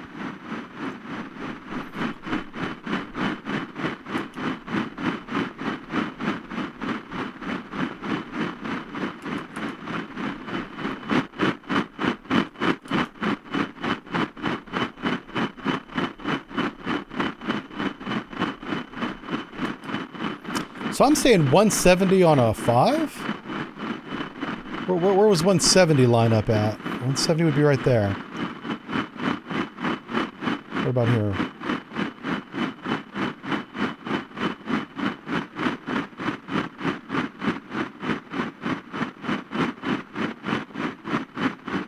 He's printing like a 4-blader. Huh. I wonder if that's a merchant. It might be a merchant. Yeah, that's weird. Okay. We'll find out when we look at him. I mean, yeah. He's with that steam ring, it sounds like it's a warship. But his screw blade looks like a merchant. I'm curious about him. 220. Well, let's take a look. Let's go back to the scope. Crap. I forgot, I guess. I got to manually walk to the... If I want to use the command station, I got to come over here. All right, up. Up we go. Do a quick airborne. Look for that helicopter. I know the helicopter's out here somewhere. With the rain splashing the way it is, I might miss the helicopter if it's close to the horizon. Okay, no, that was a splash. Okay. Yeah, there we go. Let's just dip that one more time. Yep, just for a few seconds here. I'm doing the updates for Sierra 1, so let's see if we got any data on him. Yeah, I think Sonar's completely given up on Sierra 1, so they're calling it Sierra whatever now. Because I don't see any data now. So is it what other contact is bearing about 243? Or should it be 260? 260. Yeah. Let's go to Sonar and look at 260. I just want to see what Sierra number they have right here. Right here. Is that Sierra 16?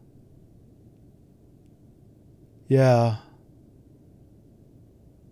Sierra 16. All right. Let's take over responsibility for that one. Let's make sure that it's the one that I think it is before we take over responsibility for it. So we're going to give up on Sierra 1, but we're going to keep this data. What's his range right now? He's not 15,000 yards. He's 10,000 yards. So speed 10, course 310, range 10. Oh, yeah, that's easy to remember. Let's plug that into Sierra 16, and I bet you it stacks. Yep, right there. Damn. That's definitely Sierra 1. All right, so let's type in range 10,000, course speed is 10 knots. His bearing is going to be 260. Let's apply that. I got the bearing wrong. Shit. Hold on one second. Let's see what Sonar's bearing is. what's your towed array bearing right here? 255? About 255, okay. Let's go back to fire control and type that in. 255. 255, 10,000 yards, apply. Hello? There it is. We can clear Sierra 1 out of the system. Let's go to Sierra 1 and delete him. Oh. Oh, wow. I've never tried to delete one before. Let's see what happens. Huh. I don't know. That's odd. Okay, I'm not too worried about Sierra 1. Let's go to Sierra 1-6. That's the guy we're going to shoot. Right there. Let's tell fire control not to update Sierra 1-6 anymore. He belongs to me. He's mine. Secure. Sierra 1-6. Bam. Okay. Let's go back over here. All right, I got a high confidence solution. I really want to put eyeballs on this dude. If he's only 10,000 yards away, I don't see why we don't see at least his mast. All right, let's raise it back up. So we didn't see any helicopters. Let's get on his bearing. 255-ish. Stabilize this bad boy. Okay, it is stabilized. Let's zoom in.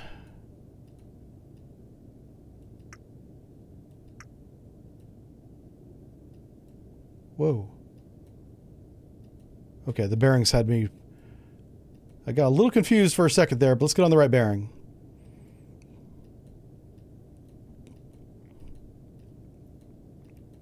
He may not be our closest contact anymore, by the way. But I don't see him at all. He's not on thermal. He's not on IR. I know they said in the notes that they had adjusted the distance that you can see.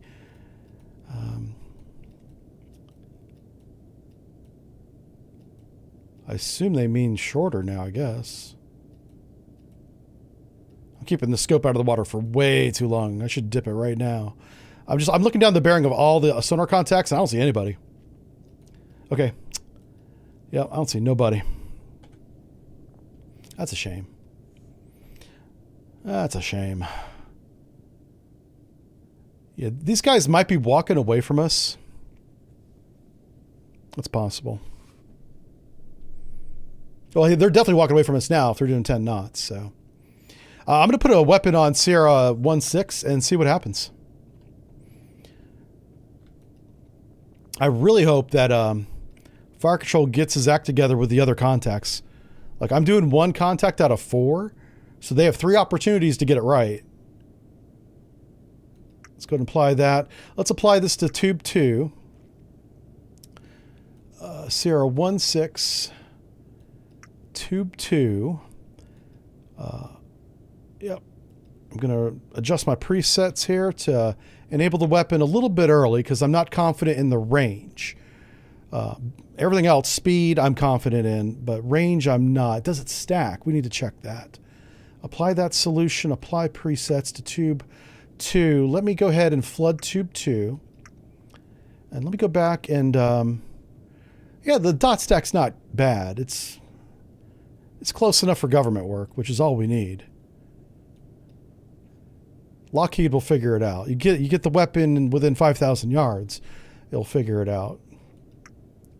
All right, let's go back to the tube. Let's go ahead and open the outer door.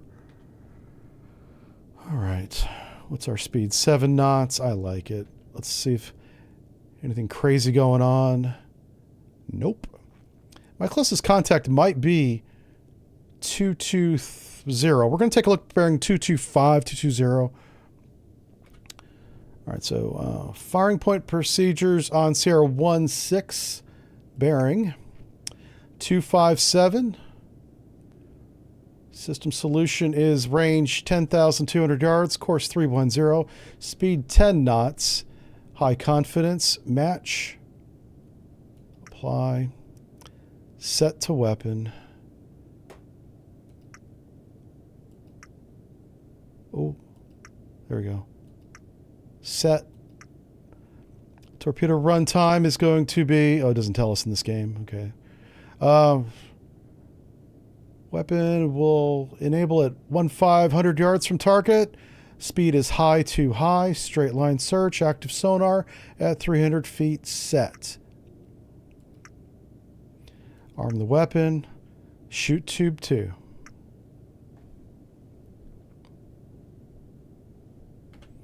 We'll go to sonar. And we'll turn on audio. See if we can hear the weapon here.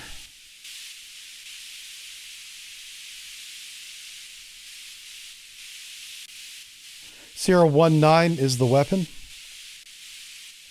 Wire clearance maneuver complete right there. Good job. Weapon is merging on the bearing of the threat, Sierra 16.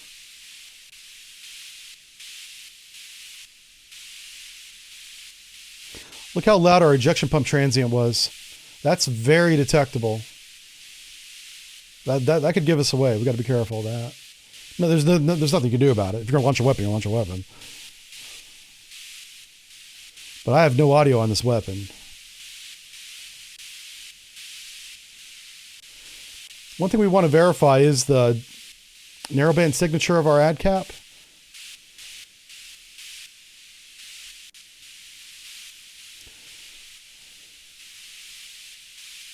And he faded. So we had the weapon for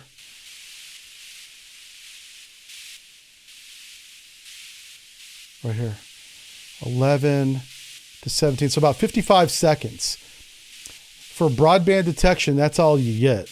And if the weapon's coming at you, it's even quieter because all the noise is on the aft end of the weapon. That's the time you have to evade if you don't hear the weapon's launch or active. Terrifying. That's just Jesus. Terrifying. So the weapon did less. That's the weapon. That's what the weapon sounds like. Let's go to narrowband. That's the weapon right there, folks. Give me that. Come on. Oh, we have no audio. That's right. I want to see what the weapon looks like on narrowband. It's very important that we write these down. Right here. Yep. Right there. So this should be a harmonic of 150. Yep, that's the weapon right there. 450, and then it should be 600, but it's actually a little bit high. 620. Oh, that's interesting. Why is it high? It should be 150, 300, 450, 600. What is that? Yeah, that's an anomaly. That's something else. This is what I expect right here. This is the weapon for sure. This should say 600 hertz and it doesn't.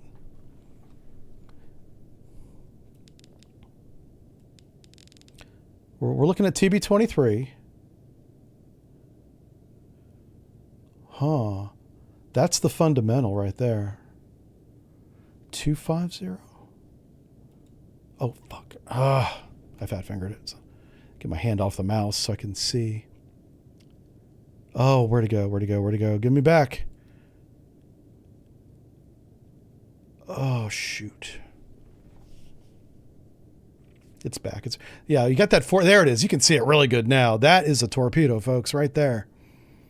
Frequency, frequency, frequency, right there. Those should be harmonically related. And they're not. Or they are. Oh. They are related. Hold on a second. What does this say? Hold on. No, where's the frequency at? There you go. Okay, so 360, 450, math. 270, 90 hertz? Okay, sure. Whatever the game wants it to be. So it's a 90 hertz harmonic on the torpedo. That's not what I remember it being last week, but they might have changed it. I also might have measured it wrong last week. I don't know. All right, and torpedo's gone. Shit. Torpedo's merged on the bearing of the target, so that's all that matters to us right now.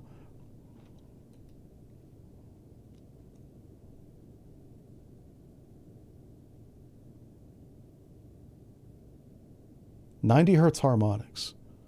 That's what you want to remember. 90 hertz harmonics, and it was high to high. That's why. Oh my God! Of course. So if you shoot low to high, it's 150 hertz harmonics. High to high. It's 90 hertz harmonics. That does make sense. Yeah. Of course. Okay. Duh. Right? Am I right? Like, of course.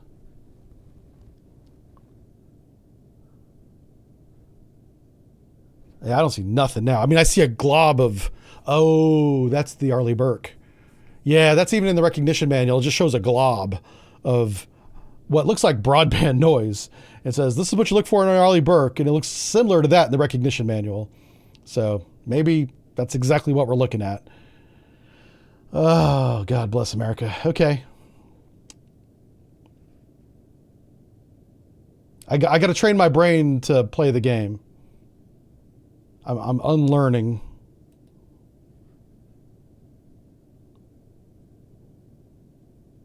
Oh, now that had my attention for a second, but it's all good. It's all good. Okay. Yeah. Are these four Arleigh Burkes? Is that what this is? Like we'll know in the debrief. It'll tell us. But all I see on this glob of frequencies right now is Arleigh Burke.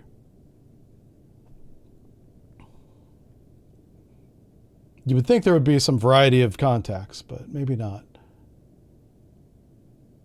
All right. All right, let's go back. Let's take a look at our weapon. Our weapon's out there swimming around, having some fun, doing his thing. Oh, it's in search mode, and it's going in a weird direction. Uh-oh.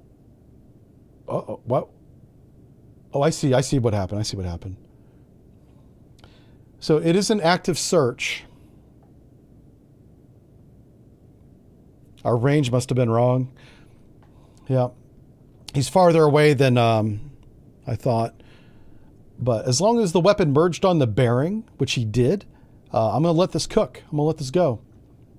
The weapon is searching down the line of bearing of the contact right now. And he should get a detection.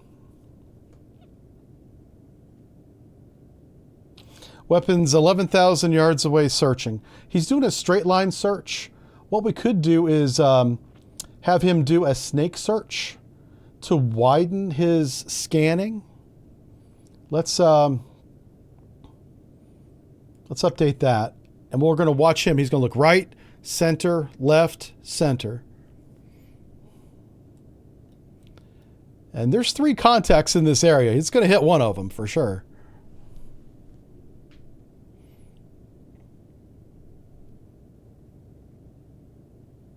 I don't know why it went back to transit. Oh, shit. It's going to turn around. Okay, I see what it did there. I just wanted it to update its snake search, but now it's going to go back to where it thinks the contact is, which is in our direction, by the way. That's a torpedo alarm. It's fine. It's fine.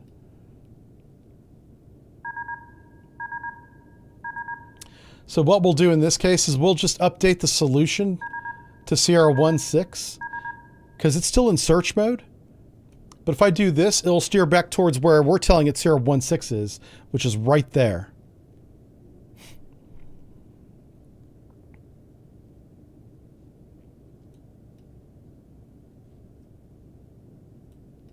Hello?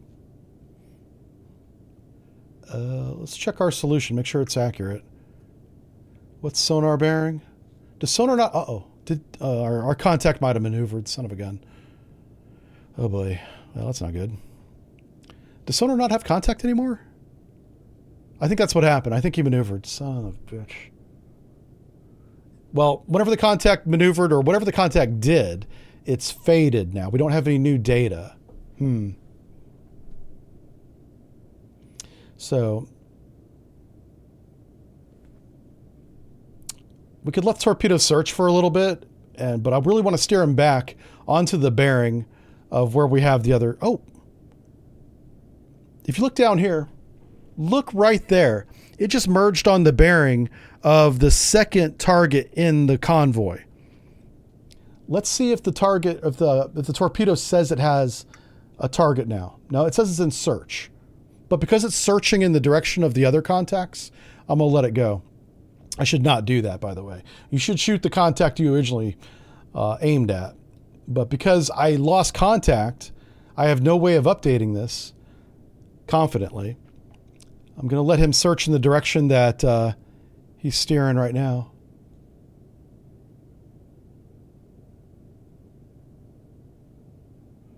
Yeah. I got to steer him back to the west. I think the problem is these contacts are out here at like 20,000 yards. Between 15 and 20 now.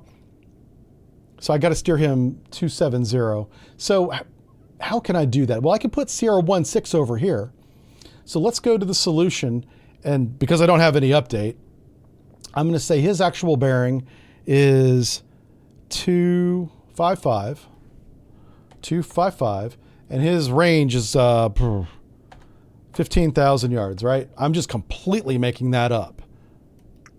The reason why I'm making that up is I want to assign that as the solution for the torpedo to search in, the direction I want him to search in.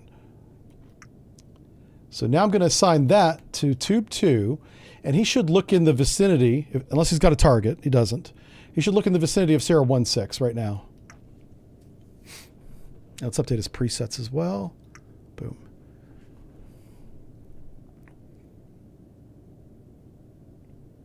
All right, so he's turning back towards Sierra 16 after a little excursion to the south. So we've learned a lot. We've learned where they're not. They're not here and they're not down here, which means they're farther to the west, bearing 255-ish. There's a group of 3 of them pretty close together. This weapon should see one of them. It looks like it went back to pre-enable. I want him to keep pinging, so I'm going to enable his range at 2,000 yards from target, which should be, actually, let's do 3,000 yards. 3,000 yards from target. Assign solution, update presets. So it's going to mark this range at 15,000 yards.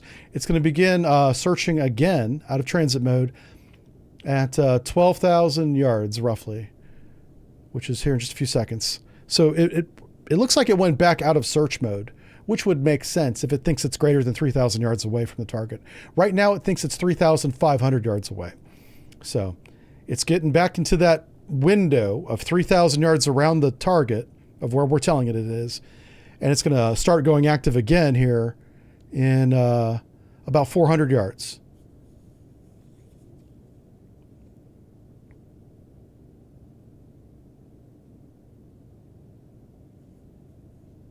Okay, let's read some chat.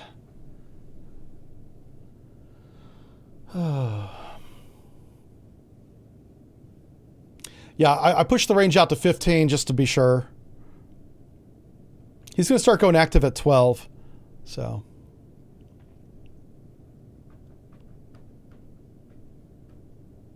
It is a wide snake search, yeah. The way this game simulates snake search is not realistic in my opinion. But you could say that about a lot of little details. The fact that it does a snake search is what's important. It should start searching here in a second. It's within 3,000 yards now. All right, it says it's in transit. I'm going to go ahead and enable it. Active sonar enable. Okay, I kind of forced it into a search mode. All right, and now it's going to do this, yeah, crazy snake. Like, it looks pretty wide, like you said. Do they shoot back now? No. Not yet, anyway.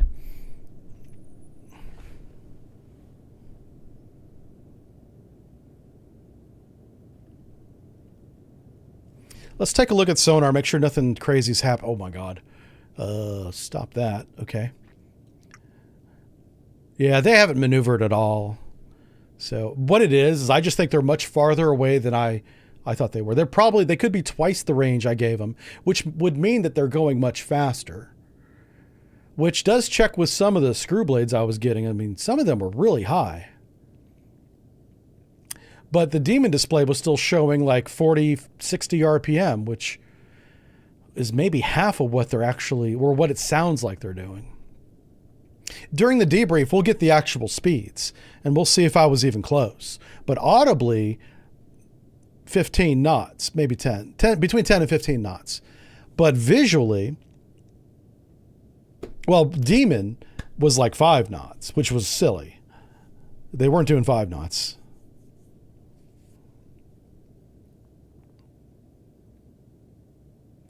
So I'm not good at Demon yet. Once I get good, I'll make the tutorial on it, but I'm still trying to figure it out myself.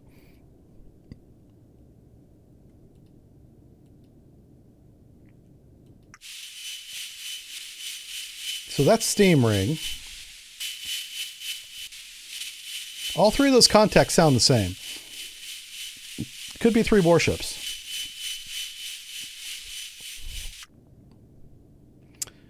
And what's their bearing? Let's make sure the torpedo's on the right bearing. Bearing 255 to 247, 255, 260 to 245. That 15-degree wedge is at least 3 contacts moving away from us, which is really good for the weapon. The weapon loves moving targets. That little sonar system that's on the nose of that torpedo likes that a lot. It's made for that. 14,000 yards away now. What's the torpedo bearing? Torpedo bearing is 255. It's right in the middle of those 3 ships. So I could turn Snake off and just have it run. Run straight, because it's going to see something. Right now, it's just a question of range.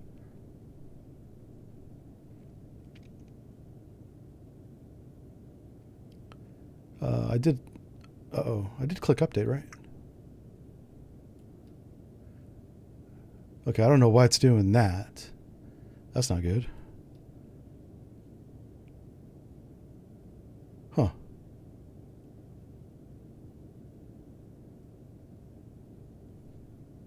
It's doing a circle. Did I say circle? No, I said straight. Okay, hold on. Let's assign solution. Assign presets. We're about to lose the wire. We got to be careful. Once we lose the wire, we lose control of the weapon, so. I'll shoot a harpoon at this thing if I have to. Either way, we're going to get a hit today. I want to blow him up. Explode him. Yeah, I'm not sure why it did a circle there, but I'm kind of okay with it. It almost looks like it's going into re-attack, but it never detected the target. So it should not have gone into re-attack at all. Course is 290, which is close to what I had for them. Oh man, yeah, this is a good course. You don't want it to be parallel, you want it to be closing, so that's what's happening. But man, I must have been way off on the range.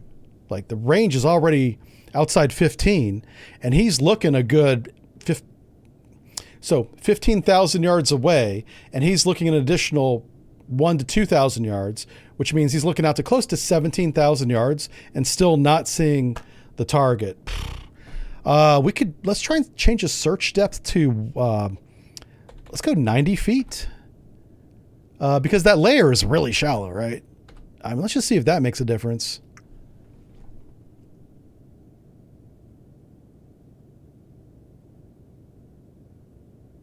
It's coming up now. Oh shit, we lost the wire. Oh, we might be screwed. Okay, well that weapon's coming. Don't turn south, because there is an ad cap looking for a target down here. Yikes. Okay, that's terrifying. What do you say we load a harpoon in that tube and employ that tactic, because that's a lot more reliable, it seems. Yeah. I can't steer the harpoon back at myself and then lose the wire. Holy smokes, dude. Oh, do we not have any harpoons? Uh-oh. Oh, well, hold on. What am I doing? Let's just check up here. Oh, wow, yeah, harpoon is 0. All we have is Mark 48. And we have no reloads. Oh, no! Oh, that's sad. All right, fine. Let's shoot tube 1 then. Let's pick a target we actually have a solution on. That's a good stack. I mean, it's not great, but it's... I don't know. Are we getting... Hold on a second. Let's move his range to 20,000 yards and just see how... I'll shoot him again. Because this is like 3 contacts, even though I'm doing a solution for 1. Damn, that's what it was. I just ranged way off. This guy's much farther away. Shoot. All right, let's apply that. Yeah, we're gonna lose track, but that stack is not bad. If I do this, man, look at that. Holy crap. All right, 22,000 yards.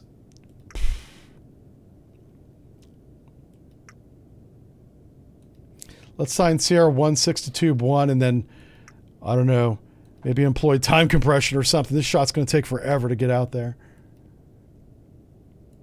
Oh, my word. I'm going to do a straight line search. I'm going to do 90 feet. Well, the run's going to be 300, but I want him to search at like a very shallow depth, which that could actually hurt the sonar search, but that layer seems to be affecting the torpedo active, maybe. I don't know. But that's almost too... This is almost worse. Because then the surface is what's limiting the active in that case. Yeah, it's not going to do. Let's keep it at 300. Let's just hope the torpedo active is good enough to get through that. All right, let's shoot tube. Let's get tube 1 ready, actually. Make it ready. Oh, crap. Make it ready. Flood the tube. Open the door. No solution. Did I not assign it? I meant to assign it.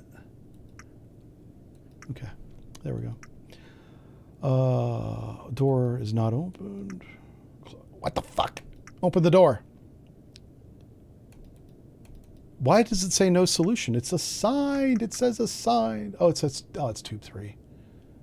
I didn't read the little, tiny little letter there, or number there, right? Is it still not assigned? What the hell? Tube 1, 016, assigned solution, assigned presets. This should be ready. There it goes. Wow. All right. Shoot tube 1. All right. Let's get back on sonar and take a look at it. All right. Let's see if we can listen to the audio of the torpedo. Come on, baby. We shot from the disengaged side. Starboard, it's going across the bow now.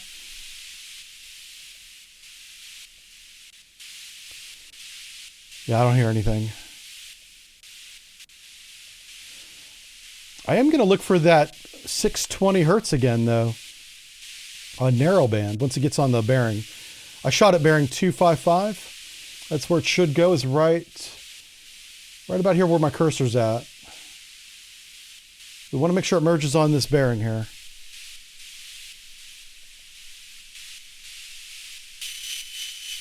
That's the target. It will lead the target a small amount because he's so far away. So, whew, that's a hell of a lead, though. What's his last bearing? Well, the fire control will tell us what bearing he's on. The torpedo knows where it is.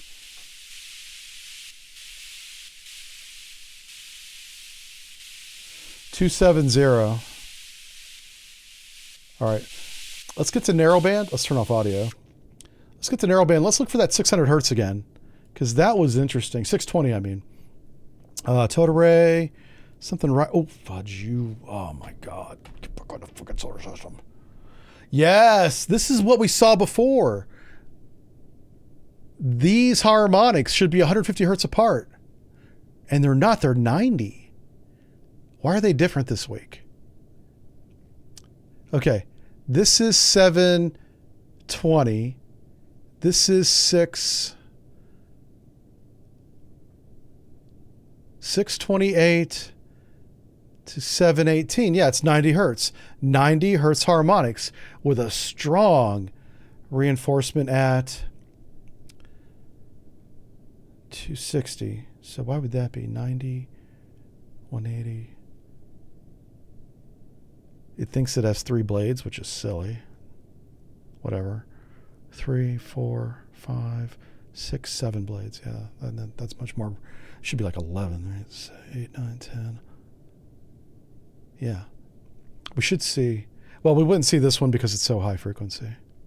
That's the torpedo. That's what a torpedo looks like. It's not bad either. It's not exact. There's things missing, but this is good that it stands out. It's so different.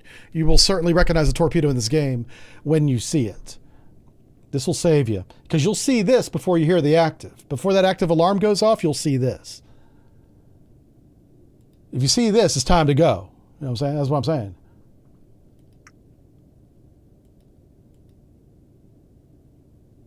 How long did we have broadband? Last one was 55 seconds. This one was, okay, so that begins at 3:08 to about 2:13. So yeah, about 55 seconds of broadband is all you get with torpedoes, which that's pretty freaking realistic. That's true. Fucking Royal Navy, Trafalgar, Autech, Bahamas. 2005. Shot us like that. Scared the shit out of me. Good thing they're on our side though, right? Good job, Royal Navy. Shooting my submarine out from under my feet. Now in our defense, that's why we were there. We were the target. So, but we did make it easy on them. They still shot us, so good for them. Royal Navy's pretty good. What scared me on that event was we did multiple runs where we were shooting each other. But on that event that I'm thinking of right now, we did not hear the submarine at all. And we heard the torpedo, not the launch. We heard the torpedo come out of the dark. And I was like, oh my God, thank God us in England don't go to war, because they would definitely get some kills with their one operational submarine. I'm sorry. They probably have more than one. But anyway, my point is they're very good, and I'm so glad we're on the same side, because that's a little bit terrifying. Yeah. All right, good stuff. Good stuff. Let's go back and just see what the torpedo says. Torpedo says it's transiting. It's on a good bearing. These guys are way the hell out here. Fire control 014 is in a good position. Well, 42,000 yards. See, fire control has the range way too long. Mine was way too short. The truth is in between. And hopefully weapon 2 figures it out, you know. Hopefully weapon 2 figures it out. Oh, boy. Yeah, does anyone know the status of the Royal Navy? Because I know they have, last I heard, so this is not recent, is that they have one operational ballistic missile submarine at sea. So they must have at least 2 so they can swap them out, I assume.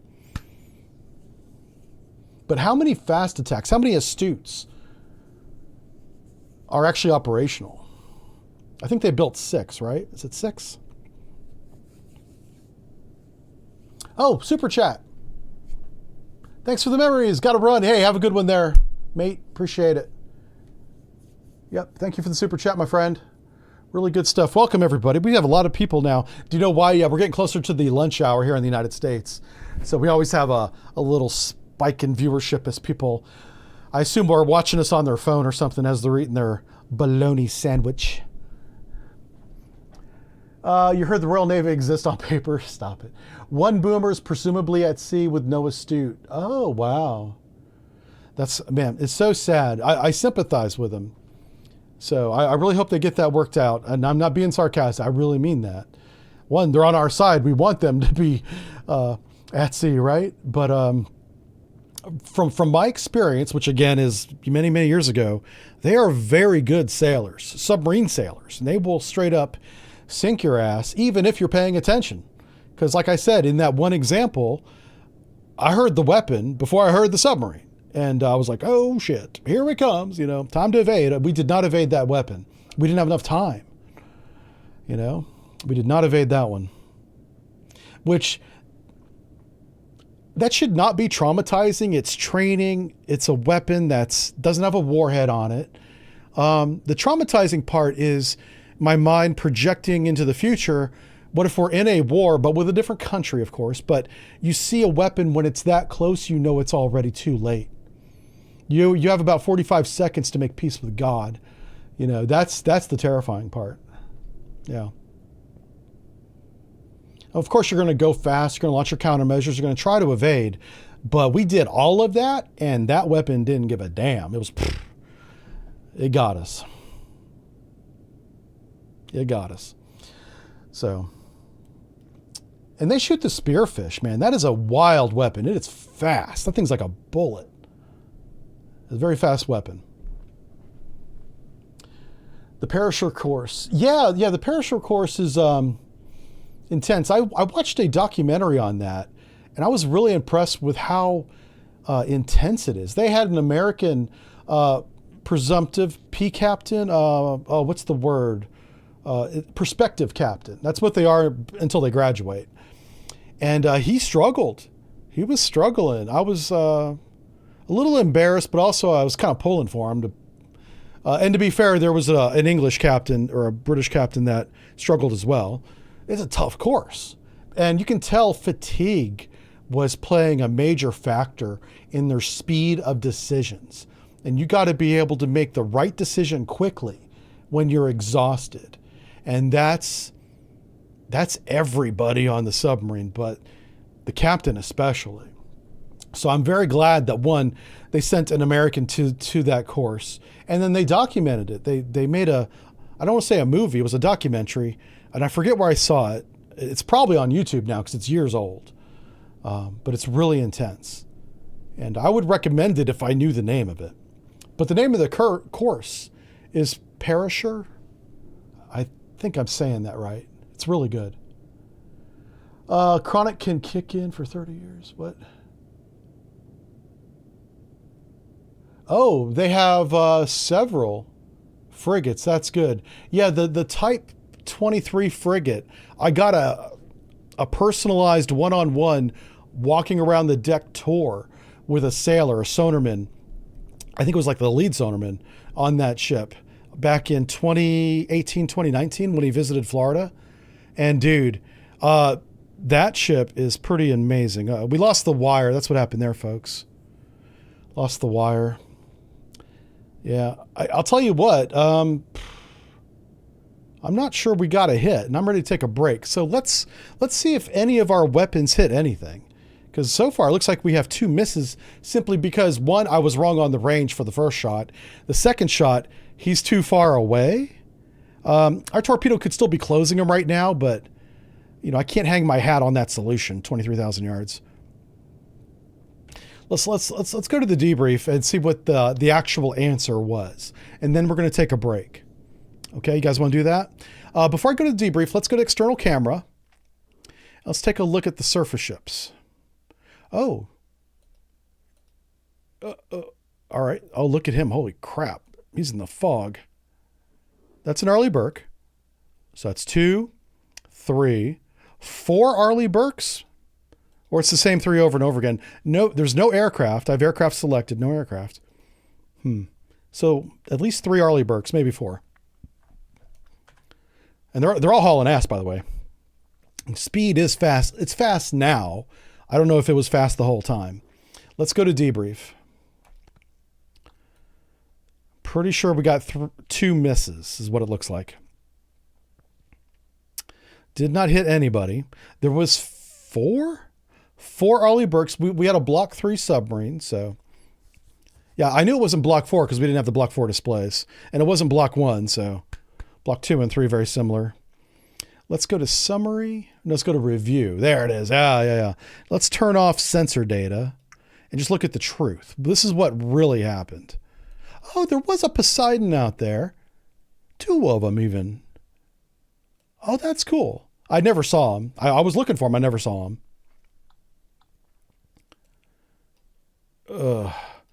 So our original contact, who is this? Combined chaff infrared? Why is he chaffing? Oh, he's launching countermeasures. He's having a ball. We got this guy on sonar right now. Where can I read on ship's data?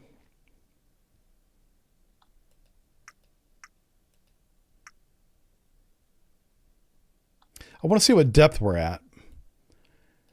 Did he launch countermeasures because of the flyover? It might have been because of that. They all did. The whole fleet did. Okay. I don't think they have us. We did broach, but that wasn't until like an hour into it. We did. So, okay. So our course was right. They're 310 the whole time, but look at their range. They're way the hell out here. Oh my God. So even fire control's range was short. I thought this range was long. I tried to put them like in here, but they were out here. Okay. Okay. Do you know what I don't like is fire control doesn't seem to update their solution over time. Whatever their initial solution is kind of what they stay with, which that doesn't help us. I can't do all the contacts. And that's why I did just one. But look at where I thought he was and what I shot compared to what they really were.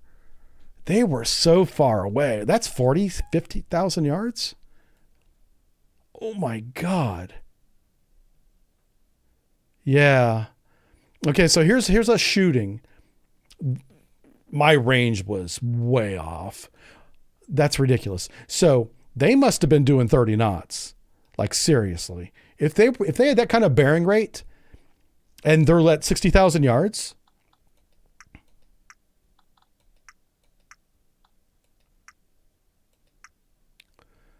Wow.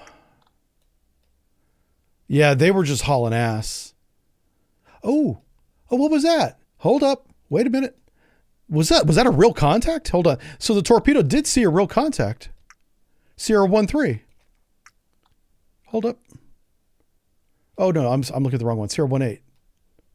Who was this?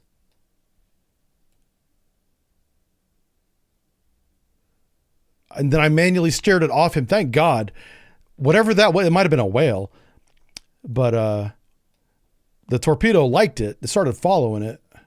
And then I steered it back up to where I thought was the right bearing, which if you look where we're at and they're at, this is the right bearing. But my range was short, and it's short by 40,000 yards, 20 miles short. I thought he was 10 miles away. He was 30 miles away. Wow. So the answer to this one, if you only have 4 ad caps, is to run like hell in the direction that they are at like 30 knots. No towed array out until you get within weapons range. Oh my God. I'm trying to figure out how I would have known that. Oh my God. Yeah, I don't know. Our first clue was we didn't have any visual. That was our first clue. But I mean, you can only see out 10,000, 12,000 yards anyway. I mean, in this game, I've seen contacts at like 18, but I think they've adjusted that. That's what I was trying to figure out. But these guys were so far beyond 18. This is 60,000 yards. Yeah. I really needed a waypoint. I really did need a waypoint for that one. Like come here and do a sonar search type waypoint. Which we never did test the comms. We did comms in the beginning. I didn't get the message. I should have gone back up again and say shallower. That's what we'll do in the next one. Is I'll try both depths. I'll go to 40 feet like I always do. Copy the broadcast. If that doesn't work, we'll do what the gentleman said.